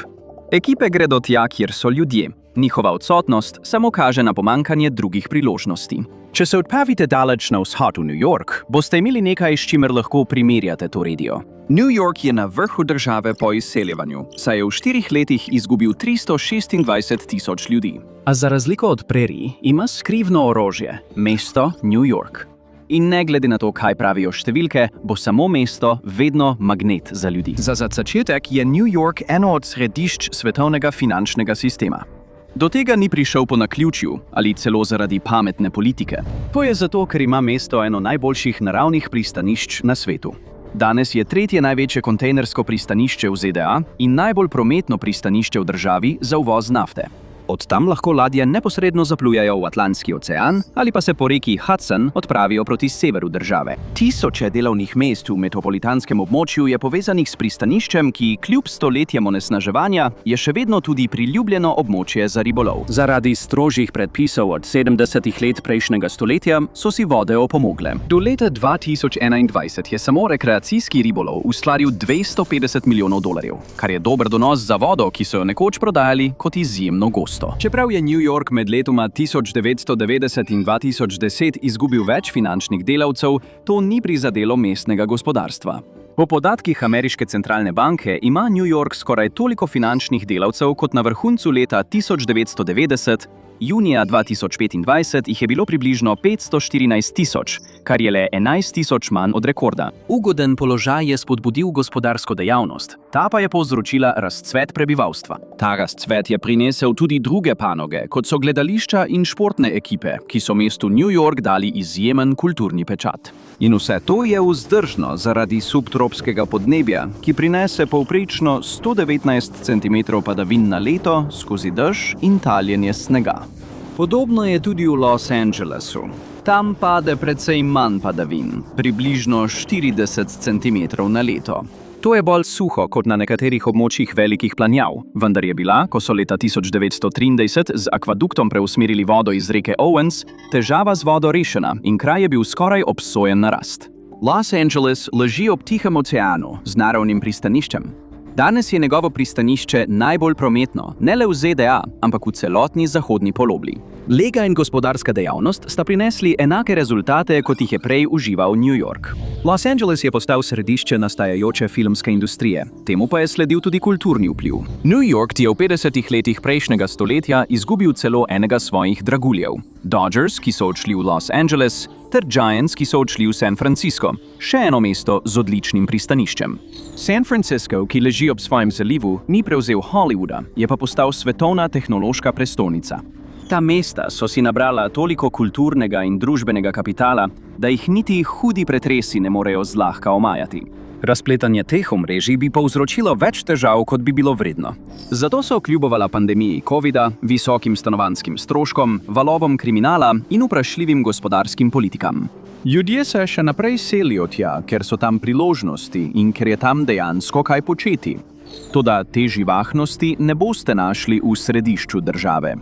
Obala je daleč stran, zato tukaj ni pristanišč z dobrimi službami, ki bi podpirala druge dejavnosti. To pušča le 2 možnosti za prevoz blaga. Pripeljati ga z letalom po visoki ceni ali ga prevažati po železnici ali cesti na dolge razdalje. Z manj kot idealno lokacijo ne bo toliko gospodarskih magnetov, ki bi jih lahko izkoristili. Seveda lahko državne vlade poskušajo ustvariti podjetjem prijazno okolje, vendar če se politike ne ujemajo z geografijo, je to le pobožna želja. Texas in Florida imata obalo, ki poganja mesta kot sta Houston in Miami. Dakoti, Nebraska in Kansas lahko ponujajo davčne olajšave, vendar ne morejo ponuditi pristanišča. A slika je še slabša. Priložnosti v eni industriji, ki omogoča življenje v osrednjih Združenih državah, izginjajo, dobesedno in v prenesenem pomenu. Umetna inteligenca je danes zelo priljubljena, vendar je veliko več kot le ChatGPT, ki ogroža pisarniška delovna mesta. Zaradi tega pogosto pozabljamo, da je avtomatizacija najprej prizadela modra ovratniška delovna mesta in da je ta industrija še vedno ena najbolj zrelih za nadaljno avtomatizacijo. Pomislite na mleko v svoji žitarici ali sir na svojem sendviču. Veste, da je prišlo od krave, vendar verjetno ne razmišljate preveč o tem, kako je bila ta krava pomolzena. Verjetno ni bila pomolzena ročno. Danes delo opravljajo robotske roke in senzorji, znani kot avtomatizirani sistemi za molžo. Senzorji poiščejo vime, pritrdijo nastavke in opravijo postopek brez prisotnosti kmeta. Na krajih, kot sta Wisconsin in Minnesota, so kmetje navdušeni nad tem. Ena študija je pokazala, da so prihranili 6 ur dela, medtem ko so pomolzli 80 krav več in na koncu dobili 10-krat več mleka. In če vas skrbijo živali, naj vas ne skrbi. Kmetje vztrajajo, da jim večja učinkovitost omogoča, da krave ohranjajo bolj udobne. Napredek očitno poteka po svojem tempu. In živinoreja ni edini del kmetijstva, ki ga spreminjajo roboti. So celo okolju prijazni. Obstaja avtomatiziran sistem črpalk, ki ga poganja sončna energija.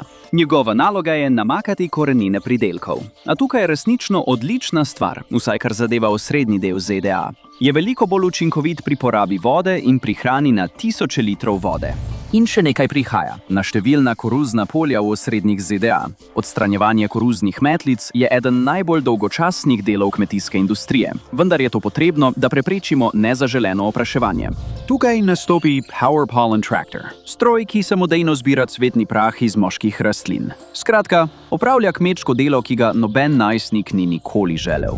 Potem je tu še programska oprema, kot je FarmBlocks, sistem za upravljanje na osnovi umetne inteligence, ki povezuje senzorje na polju z aplikacijo, ki deluje kot pametna nadzorna plošča. Opozarja na težave še preden se pojavijo, s čimer kmetom prihrani čas in zmanjša potrebo po ugibanju.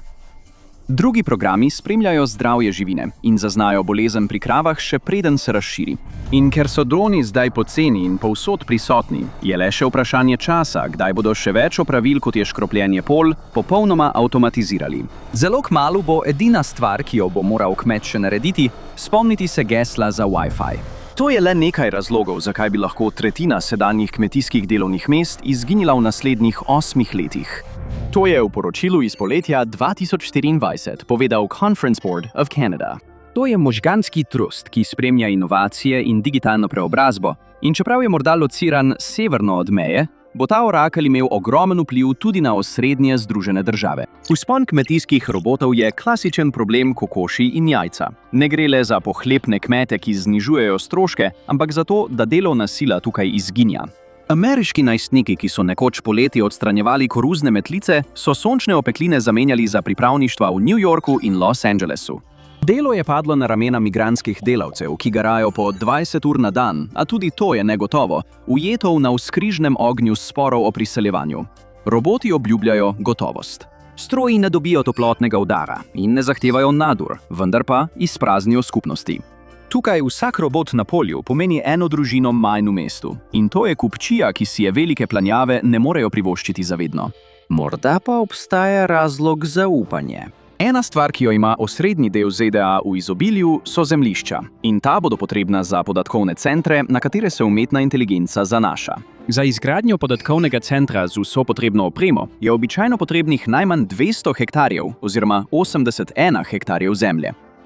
Toda niso samo podatkovni centri.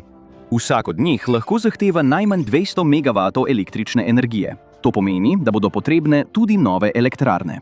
Kot je nanesla usoda, je Južna Dakota že vodilna na področju obnovljivih virov energije.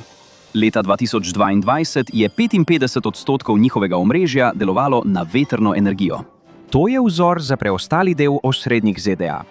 Iste odprte prerije, ki povzročajo vse te tornade, zagotavljajo tudi stalne vetrove, ki so nevarni med nevihtami, a popolni za vetrne turbine.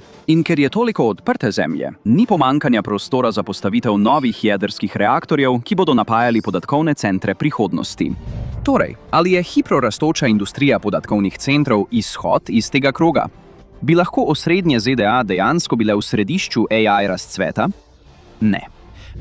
Ker podatkovni center potrebuje še nekaj drugega. Veliko vode.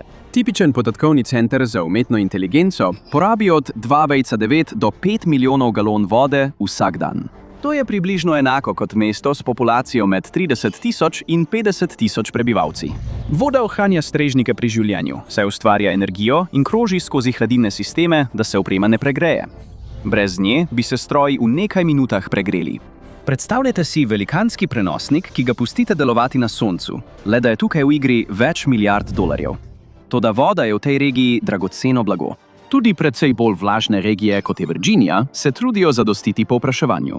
Videli ste, koliko težav je bilo najti vodo že samo za mesto s 13.000 prebivalci v Oklahomi. In izčrpavanje vode iz Ogallale zaradi podatkovnih centrov umetne inteligence verjetno politično ne bo šlo najbolje. Tega se ne da zaobiti. Ameriško osrčje ni prazno po naključju in nobena nova industrija ali sprememba politike tega verjetno ne bo spremenila. Preprosto ima slabo geografsko izhodišče. Pred 19. stoletjem tukaj skoraj ni bilo nikogar in to z razlogom. Kmalu bo to morda dobesedno dežela robotov, ki bodo obdelovali polja pod nadzorom nekaj človeških nadzornikov. Vsi ostali bodo nagneteni na živahnih obalah in v njihovih predmestjih, ker bodo tam vedno ljudje in službe. Na ravnicah pa v izobilju pšenice in govedine. Le sosedov, s katerimi bi to delili, ne bo veliko. Hvala, da ste se mi danes pridružili. Upam, da vam je bil video všeč. Če želite videti več takšnih videov, prosim razmislite o naročnini in vklopa obvestila. To res naredi razliko. Še enkrat, hvala. In se vidimo naslednjič. Vodaji Map Pack. Rusija je tako velika, da ima 11 časovnih pasov. Ko sonce vzhaja v Moskvi, zahaja v Vladivostoku. Kljub temu nikoli ni postala imperij, nad katerim sonce nikoli ne zaide, ne glede na to, kako zelo se je trudila. Zakaj? Ker velikost ni vse. Včasih biti velik dejansko prinaša težave. Vladimir Putin je nekoč dejal, da je bil razpad Sovjetske zveze največja geopolitična katastrofa 20. stoletja. Za širšo svetovno skupnost je to verjetno povzročilo nekaj smeha, ko so to slišali. Toda za ljudi, ki so bližje Rusiji, to ni bila šala. Oni bolje kot kdorkoli vedo, da si Rusija želi biti velika. Ne, Rusija mora biti velika. Moskva to vidi kot vprašanje preživetja. Ogromna velikost Rusije ni naključje. Država se je hitro širila med 16. in 19. stoletjem. To se ni začelo kot imperialni projekt. Bilo je bolj dejanje obupa, odziv na duhove preteklosti. Mongoli in Tatari so nekoč vladali Rusiji z železno roko. Rusi so se spominjali teh srednjeveških upadov in so si prizadevali pridobiti naravne meje, da bi jih preprečili v prihodnje. Nažalost so lahko branljive meje v tem delu sveta zelo redke. Seveda so tu Uralske gore, ki so bile priključene do leta 1574, vendar na zahodu niso prav nič pomagale. Medtem ko je Rusko carstvo koloniziralo Ural, je bilo hkrati vpleteno v Livonsko vojno in to je bila katastrofa. Rusija se je borila za svoje življenje proti evropskim silam, kot so Švedska, Danska in Poljsko-Litovska zveza. Medtem ko je druga vojska, Osmanov in Tatarov s Krima, prišla vse do Moskve in tam zanetila požar. Mesto je preživelo, a generacijo kasneje je Poljsko-Litovska zveza rekla: zdaj sem jaz na vrsti. Napadla je Rusijo in ker ji je malo kaj stalo na poti, je zasedla tudi Moskvo. Če se sprašujete, zakaj je Putin rekel kaj tako absurdnega, začnete dobivati vpogled v razloge za to. Velesile imajo pogosto srečo z geografijo. Velika Britanija je morda majhen otok, vendar je bila središče svetovnega imperija, predvsem zato, ker jo je bilo težko napasti. Navsezadnje je otok in imela je kraljevo mornarico na patrulji. Združene države so iz britanske kolonije postale velesila predvsem zato, ker imajo prednost, da jih od drugih velikih sil ločujeta dva oceana. Rusija nima veliko, kar bi obranilo. Če vzamete zemljevid Evrope, boste morda opazili nekaj, kar vam bo povedalo, zakaj je Putinova invazija na Ukrajino popoln neuspeh. Večina evropske celine je ogromna, ravna planjava, ki se razteza od Pirenejev do Uralov. Bolj kot greste proti vzhodu, širša postaja ta planjava. Pri Uralu se planjava razteza več kot 1200 milj oziroma 1931 km od Arktičnega oceana do Kaspijskega jezera. To je kraj, ki je primeren za premikanje ogromnih vojsk in ga je praktično nemogoče braniti. Rusija to zelo dobro ve. Stoletja je poskušala obrniti to situacijo in do hladne vojne ji je to v veliki meri uspelo. Sovjetska zveza se je raztezala vse do Berlina, daleč na zahodu evropske nižine, kjer je bila precej ožja. Tam je lahko zbrala številčno premočnejše sile in če bi prišlo do vojne, bi preplavila svoje sovražnike. Države NATO so se tega scenarija bale desetletja. To je vplivalo na vse, kar je zavezništvo počelo. Zahodni tanki so bili zasnovani tako, da so imeli doseg in vzdržljivost za uničenje več kot enega sovjetskega tanka. Tudi tehnologija prikritosti je v veliki meri nastala prav zaradi tega geografskega položaja. Letalo F-22. Raptor je začelo svojo pot v 80-ih letih, da bi zagotovili, da Združene države ne bi izgubile prednosti v zraku nad Evropo, kar si nikakor niso smele privoščiti, sicer bi sovjetske tankovske kolone prihajale v valu za valom, ki jih ne bi bilo mogoče ustaviti. Potem pa je padel Berlinski zid in v samo 2 letih so vsi ti dosežki, za katere je Rusija potrebovala stoletja in nešteto življenj, izginili. Rusija se je umaknila daleč nazaj proti vzhodu, kjer je bila ravnina spet široka in obsežna. Tako se je končala Putinova zgodovinska Rusija, čeprav je morala Rusija v preteklosti za vso to ozemlje iti v vojno. Zato je Putin znova šel v vojno za to, vendar z veliko manj uspeha kot carji in sovjetski diktatorji pred njim. Junija 2025 so ruske žrtve v tistem, kar naj bi bila kratka posebna vojaška operacija, dosegle 1 milijon. Kaj je Putin za tako ceno sploh dosegel? Med začetkom invazije in 9. julijem 2020 je Rusija dosegla neto pridobitev skoraj 28.000 kvadratnih milj, 72.500 kvadratnih kilometrov, kar je približno polovica ameriške zvezne države New York. Tisti teden je pridobila le dodatnih 18 kvadratnih milj, 47 kvadratnih kilometrov. Rusija nadzoruje približno 20% Ukrajine, vzhodnih 20%, kjer je evropska ravnina širša in jo je težje braniti, a postane še slabše.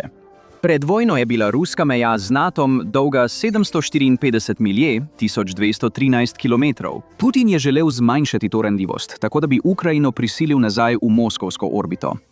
To bi Rusijo pripeljalo še bolj proti zahodu po evropski ravnini. A žal je njegov načrt dosegel le to, da se je Finska pridružila zavezništvu in povečal skupno mejo, ki jo mora braniti, za dodatnih 830 milj, 1300 kilometrov. To pomeni več denarja, porabljenega za oborožene sile, da lahko branijo ta dolg pas odprtega ozemlja. Tudi ko bo vojna končana, pridobitve v Ukrajini preprosto ne bodo dovolj pomembne, da bi izničile poslabšanje geografskega položaja Rusije zaradi okrepljenega NATO. Toda Putin in verjetno vsak diktator, ki bo prišel za njim, je čutil močan zgodovinski pritisk. Dokler Rusija sledi tradiciji Petra Velikega in si prizadeva za status velesile, potrebuje lažje branljive meje. In še nismo prišli do najmočnejšega razloga zakaj. Poglejte na zemljevid Rusije in ga razdelite po Uralu. Več kot 3/4 ozemlja Rusije leži vzhodno od te črte, vendar je 80% prebivalstva zahodno od nje. Najbolj ranljiva območja Rusije imajo tudi daleč največjo vrednost. Kakršnakoli motnja v tem delu države bi prinesla uničujoče posledice. Nažalost za Moskvo je njeno ozemlje zahodno od Urala danes prav tako ranljivo, kot je bilo v času Mongolov in Tatarov. Rusija ima morda 11 časovnih pasov, vendar niso vsi enakovredni. Večina pomembnih stvari je prav tukaj. Mesti Moskva in Sankt Peterburg imata skupaj 17 milijonov prebivalcev, kar je približno 12% ruskega prebivalstva. Večina današnjih ruskih težav je na zahodu, vendar je širitev daleč vzhodno od Urala prinesla tudi težave. Rusijo je tja prvotno zvabila ugotovitev, da je tam nekaj dragocenega. Toda vse ima svojo ceno. V Sibiriji je res zelo mrzlo. Povprečna dnevna najvišja temperatura skozi leto je 35,6 stopinje Fahrenheita oziroma 2 stopinji Celzija. Zime so še posebej ostre. Januarja povprečna dnevna najvišja temperatura sploh ne doseže pozitivnih vrednosti na termometru. Ni čudno, da je gostota prebivalstva tukaj le približno 3 ljudje na kvadratni kilometer. Zakaj se je torej Rusija sploh trudila širiti sem? Tako nizke temperature pomenijo, da tam živijo živali z gostim kožuhom, kot so arktične lisice in celo tigri. Ruski trgovci so kmalu ugotovili, da se lahko krzno teh živali v Evropi proda z ogromnim dobičkom. Krznena industrija je bila takrat za Rusijo to, kar je danes energetska industrija. Gospodarski motor, ki je zagotavljal bogastvo za njeno vojno mašinerijo in razkošje njenih vladarjev. Tako so se ruski trgovci množično podali čez Ural, kmalu pa so jim sledile tudi vojske. Plemena v regiji so imela malo možnosti proti ruskemu smodniku, zato so bila prisiljena v prisilno ureditev. V Sibiriji so bile postavljene ruske trgovske postojanke. Tako so domačini prihajali plačevati redne dajatve v krznu. Sicer pa so imeli malo stikov z Moskvo, širšo rusko družbo ali med seboj. Tako je še danes. Vzemite še en zemljevid Rusije in si oglejte njeno mrežo cest. Opazili boste nekaj nenavadnega. Evropsko osrčje Rusije, zahodno od Urala, je dobro povezano. Obstaja razvejana mreža, ki je osredotočena na Moskvo. Povsem drugače je na vzhodu. Z nekaj izjemami so sibirske regije med seboj izolirane. Glavna cestna mreža je Transsibirska avtocesta. Ta cesta Moskvi omogoča, da ohranja nadzor nad Sibirijo, vendar nadzor ni enak razvoju. Transsibirska avtocesta je tretja najdaljša cesta na svetu. Razteza se 6800 milj. Skoraj 11.000 km od Sankt Peterburga do Vladivostoka. Če mislite, da je potovanje po njej tako preprosto kot vožnja po avtocesti I-95 na vzhodni obali Združenih držav, premislite še enkrat. Seveda je celotna avtocesta asfaltirana in betonirana, vendar to ne pomeni, da so vsi deli v enakem stanju.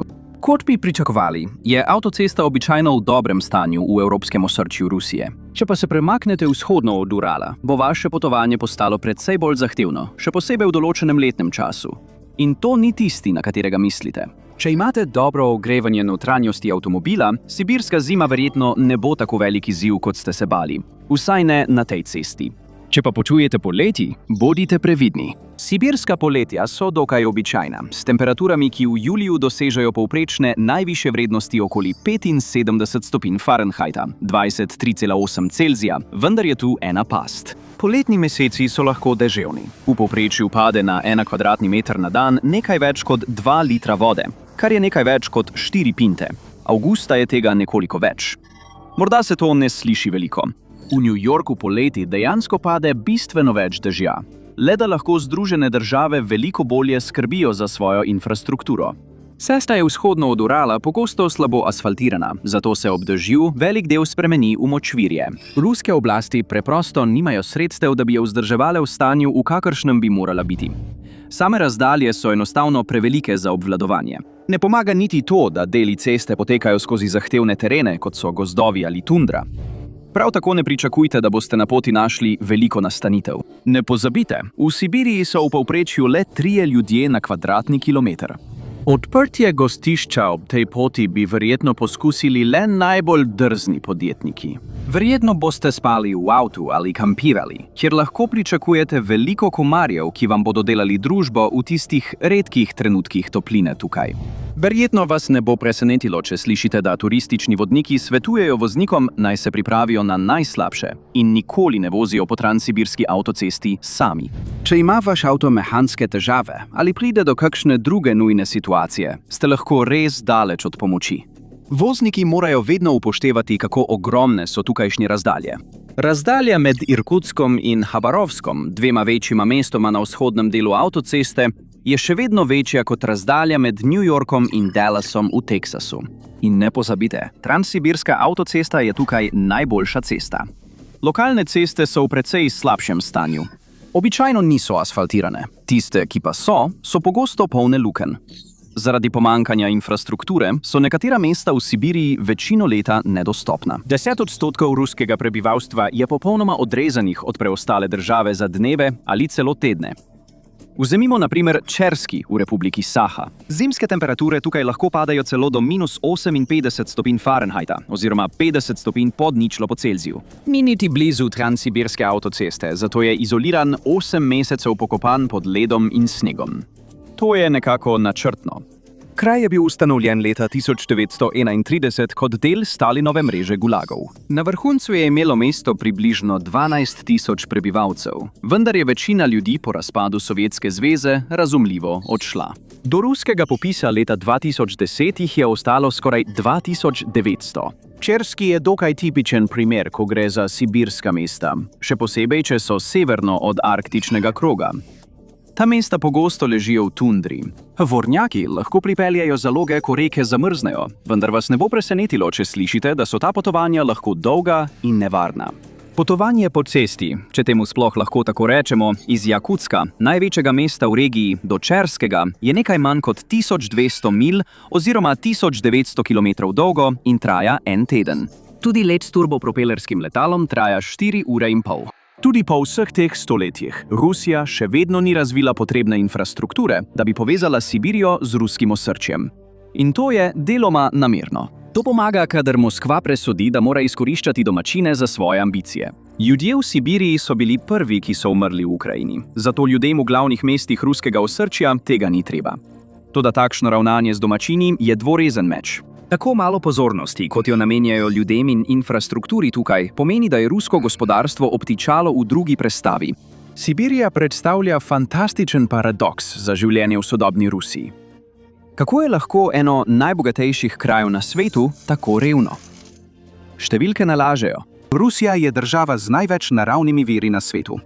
Investitorji njene naravne vire ocenjujejo na neverjetnih 75 bilijonov dolarjev. Tudi Združene države Amerike so šele daleč zadaj na drugem mestu, z naravnimi viri v vrednosti 45 bilijonov dolarjev. Rusija ima največje dokazane zaloge zemeljskega plina na svetu. Leta 2020 jih je imela kar 1,32 kvadrilijona kubičnih čevljev.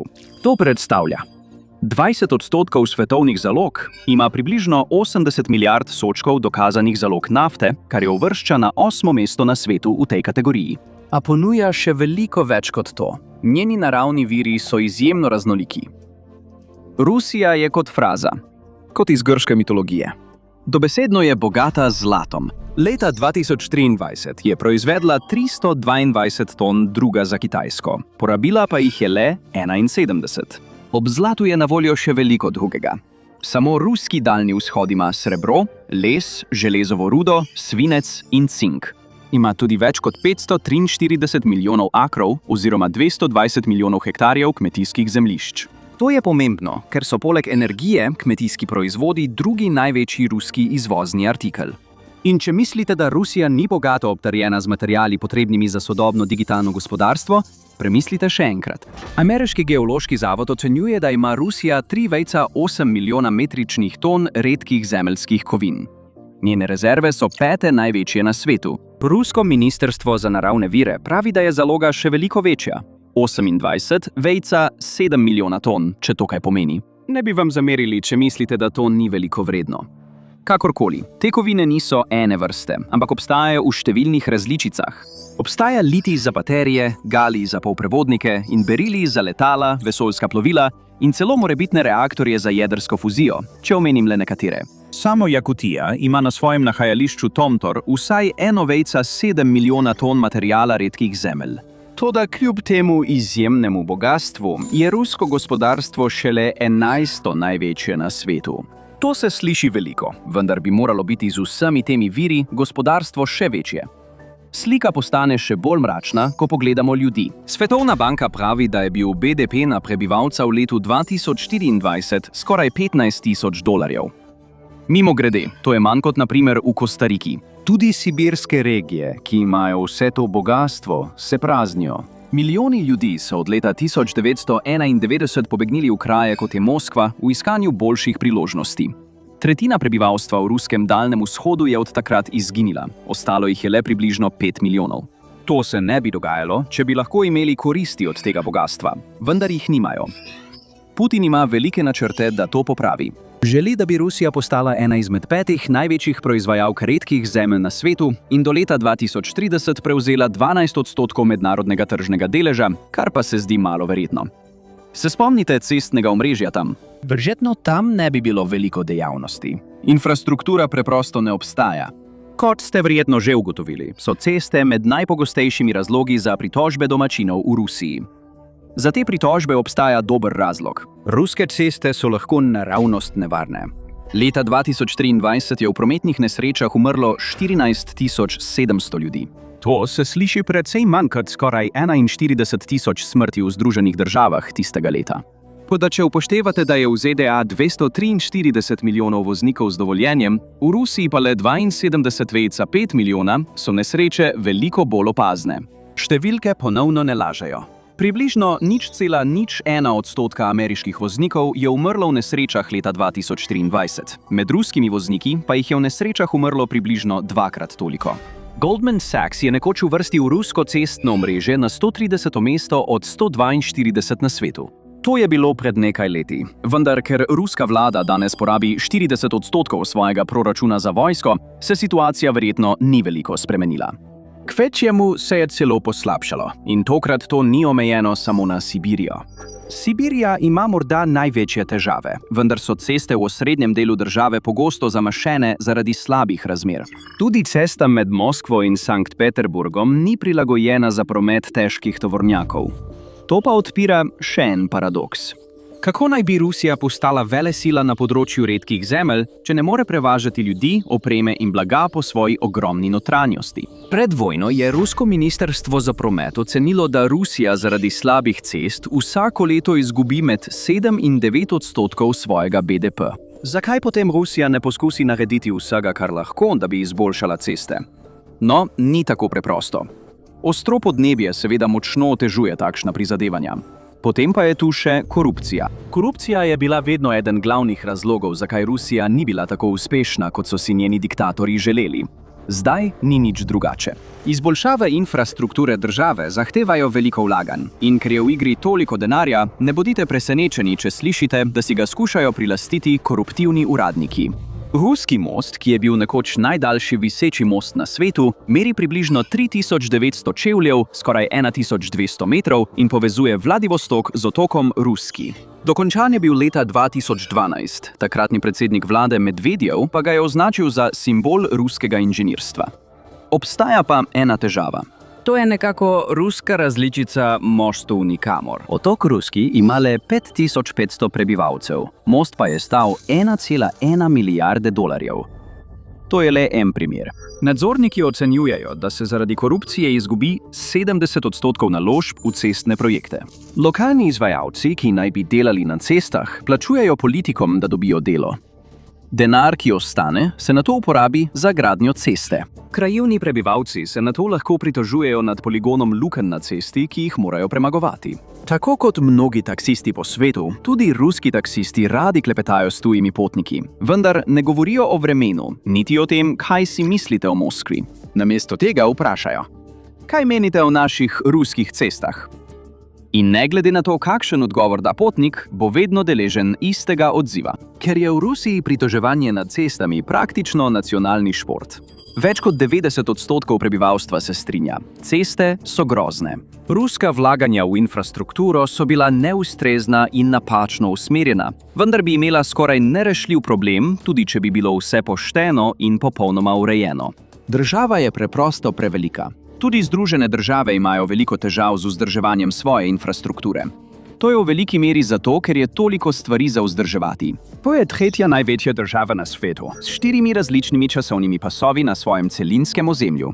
Toda Rusija je skoraj 2-krat večja, s precej bolj zahtevnim terenom. Postaja hladneje, prevažanje stvari na tako velike razdalje in v tako zahtevna okolja pa je že po svoji naravi tvegano. Predstavljajte si, da morate zavarovati nekaj, kot je nahajališče redkih zemelj, za katerega ste porabili milijone, da ste ga izkopali, pa veste, da bo moralo potovati skozi ostro sibirsko zimo na tisoče milj.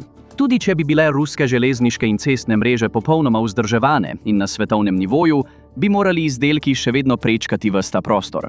To je nekako ista težava, s katero se je nekoč soočala Kitajska. Svilna cesta je bila središče svetovne trgovine, ki se je raztezala vse do zahodne Evrope. Toda tudi če bi odstranili vse posrednike in razbojnike na poti, kot so to nekoč naredili Mongoli, je bila pot preprosto predolga in naporna za potovanje. Gospodarska rast je bila vedno omejena s tem geografskim prostorom.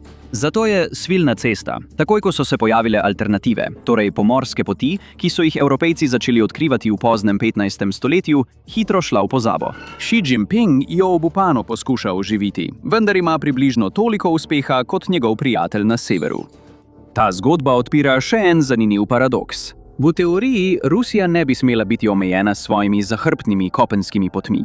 Ima skoraj 24.000 milj oziroma 38.600 km obale, kar je uvršča na 5. mesto na svetu. Toda vsa obala ni enaka. Rusija ne izkorišča svoje obale. Kar zadeva promet v kontejnerskih pristaniščih, Svetovna banka pravi, da je Kitajska na 1. mestu z skoraj 279 milijoni 20 čevljev oziroma 6 metrov ekvivalentnih enot v letu 2022, kar je izraz, ki se nanaša na standardno velikost transportnega kontejnerja. Združene države so bile daleč na 2. mestu z 62,2 milijona. Kje je bila Rusija? Ni je bilo med prvih 10.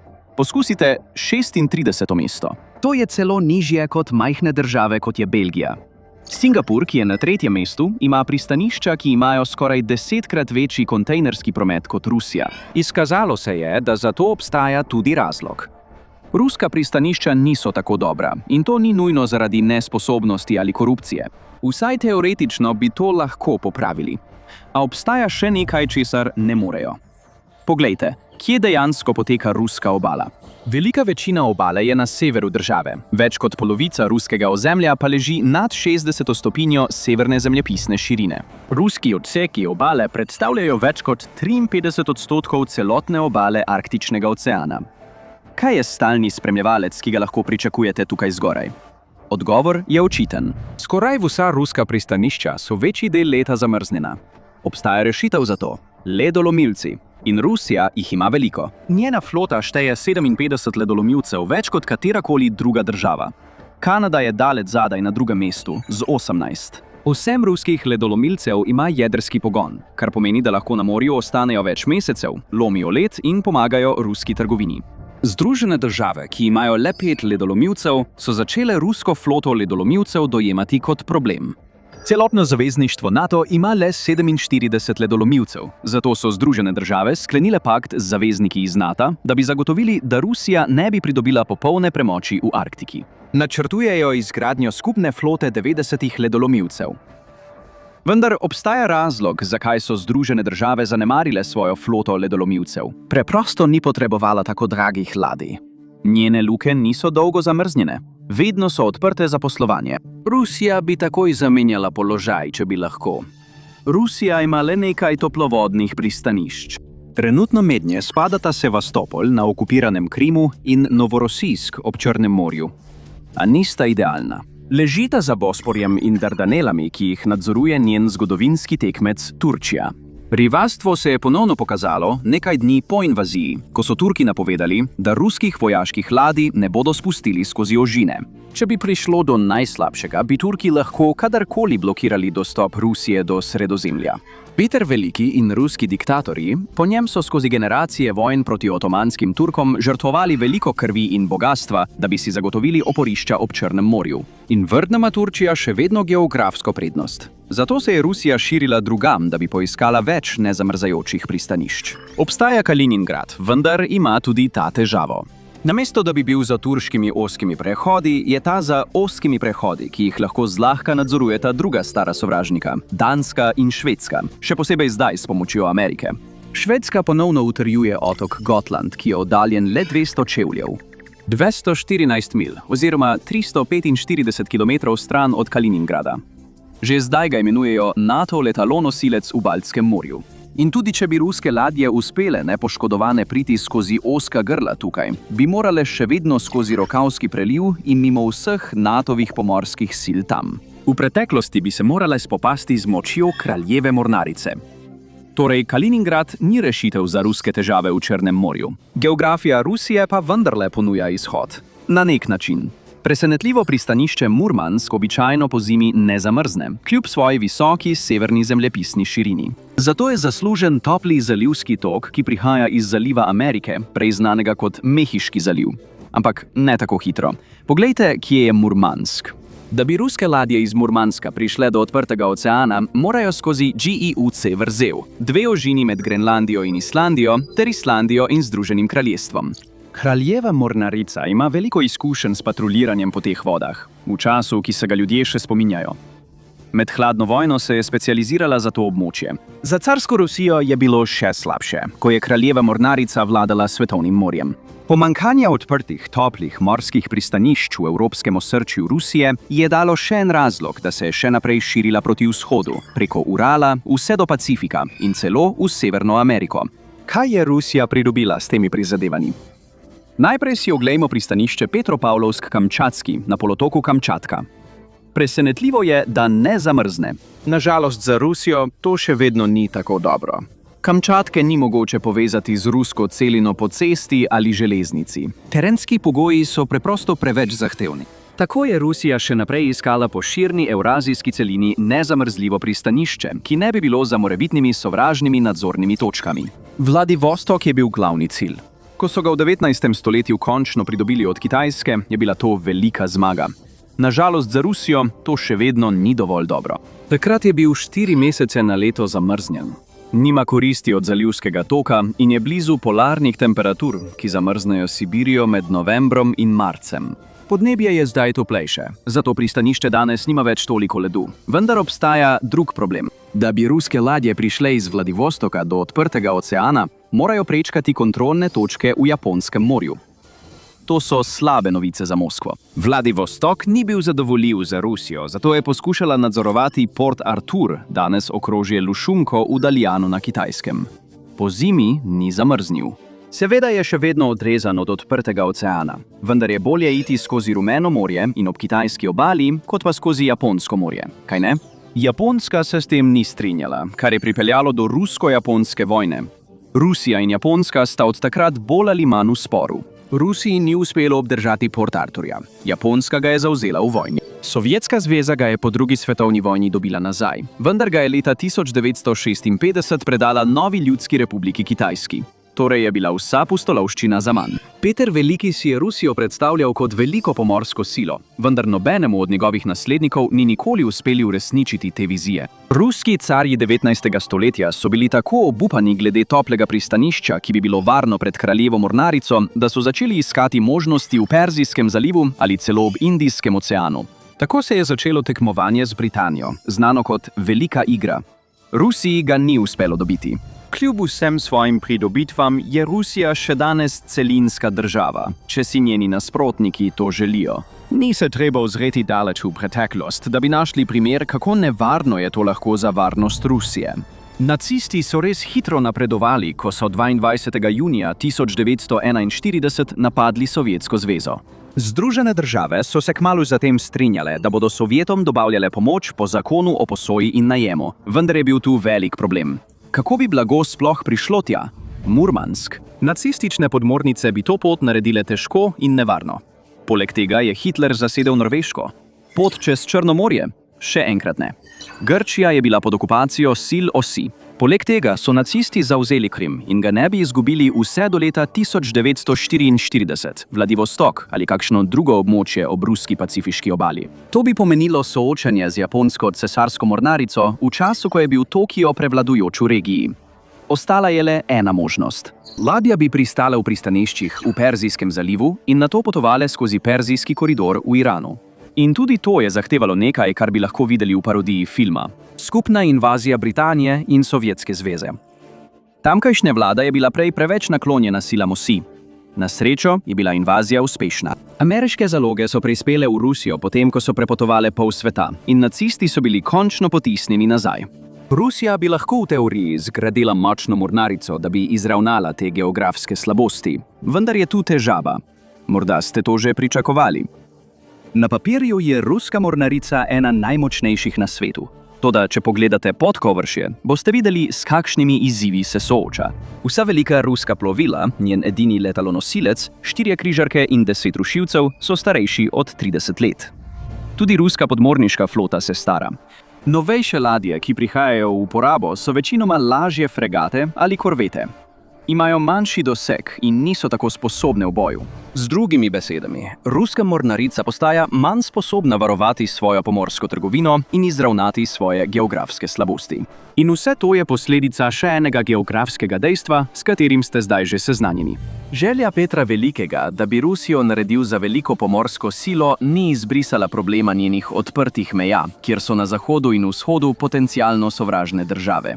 Imeti vojsko svetovnega razreda je draga zadeva, še posebej, ko gre za mornarico. Zato so se morale države skozi zgodovino večinoma odločiti, ali bodo sredstva vlagale v kopensko ali pomorsko silo. No, to je pravzaprav nekoliko napačna izjava. Običajno geografija odloči namesto njih. Kot otok Velika Britanija ni potrebovala toliko sredstev za svojo kopensko vojsko. Vlaganje v mornarico je bil način, kako se je lahko branila. To je bil tudi izjemno dober način, da je postala vodilno svetovno cesarstvo. Za Rusijo pa velja nasprotno. Zaradi tako težko branljivih meja mora porabiti veliko več denarja za vzdrževanje vojske, ki je sposobna pokrivati tako veliko ozemlje. Vsi ruski trenutki krize so se zgodili na kopnem, ne na morju. Za Moskvo je pomorska moč luksus, ki si ga lahko vse težje privošči. Torej, ali obstaja kakšna rešitev za Rusijo? Ali lahko najde način, da svoje izjemne vire spravi na svetovne trge, žene teh virov, ne da bi se v to lahko vmešavali tuji tekmeci? Morda obstaja takšna možnost.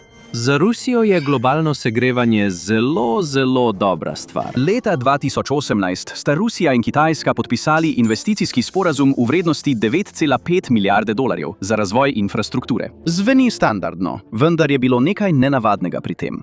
Edina posebej omenjena prednostna naloga v ruskem sporočilu za javnost je bila Severna morska pot. Ta pot, ki jo morda poznate tudi kot severno-vzhodni prehod, povezuje Murmansk in Vladivostok. Ima veliko prednosti. Se spomnite tiste ladje, ki je leta 2021 obstala v Sueškem prekopu? Svetovno gospodarstvo je to stalo $400 milijonov na uro. Dobro razvita severna morska pot bi se vsemu temu izognila. Namesto potovanja okoli Evrazije skozi ozka grla, kot sta Malajski preliv in Sueški prekop, bi lahko šli okoli ruske obale. To ima veliko prednosti. Prihranilo bi veliko časa in denarja. Tipično potovanje, recimo iz Tokija v Hamburg, traja 48 dni po poti skozi Sueški prekop. Enako potovanje po severni morski poti bi trajalo le 35 dni. Ljudje upajo, da bodo prihranili čas s pomorskimi potmi skozi Arktiko že od 16. stoletja. Zdaj pa se stvari končno izboljšujejo, skoraj dobesedno. Leta 2010 je skozi severno morsko pot prešlo skupno 41.000 ton tovora. Do leta 2019 se je ta številka povečala skoraj 7-krat, na 285.000. To je deloma posledica večjega števila ledolomilcev, a Moskva upa, da bodo kmalu redkejši prizor na morjih. Znanstveni modeli se približujejo in napovedujejo nekaj, kar se ni zgodilo že 125.000 let. Arktični ocean bi lahko bil poleti brez ledu do leta 2050. Držnejše napovedi pravijo, da bi se to lahko zgodilo že v 30 letih tega stoletja, in to bi lahko bile odlične novice za Rusijo. Seveda je bil razvoj vzdolž severne morske poti doslej bolj predmet navdušenja, kot pa nekaj, kar se je dejansko zgodilo. Kitajska ostaja zainteresirana, vendar je bilo malo konkretnih projektov. Ruska invazija na Ukrajino je te razvojne načrte zavrla. Kljub temu lahko v tem stoletju pričakujemo več konkretnih naložb. Preveč je mogoče pridobiti, Rusija pa bi bila največja zmagovalka. Predstavljate si ladje z vsega sveta, ki se ustavljajo ob ruski obali zaradi poslovanja. Toda ali to resnično osvobodi Rusijo njenega geografskega prekletstva? To je vprašljivo. Pred nekaj leti so nekateri izmed najbolj skrajnih ruskih vojaških blogerjev govorili o tem, da bi si Rusija povrnila Aljasko. Ti pogovori so se pojavili kot odziv na nov zakon, ki ga je uvedel Putin. Zakon je namenil sredstva za iskanje, registracijo in pravno zaščito ruskega premoženja v tujini, vključno z ozemlji iz nekdanjega imperija in Sovjetske zveze.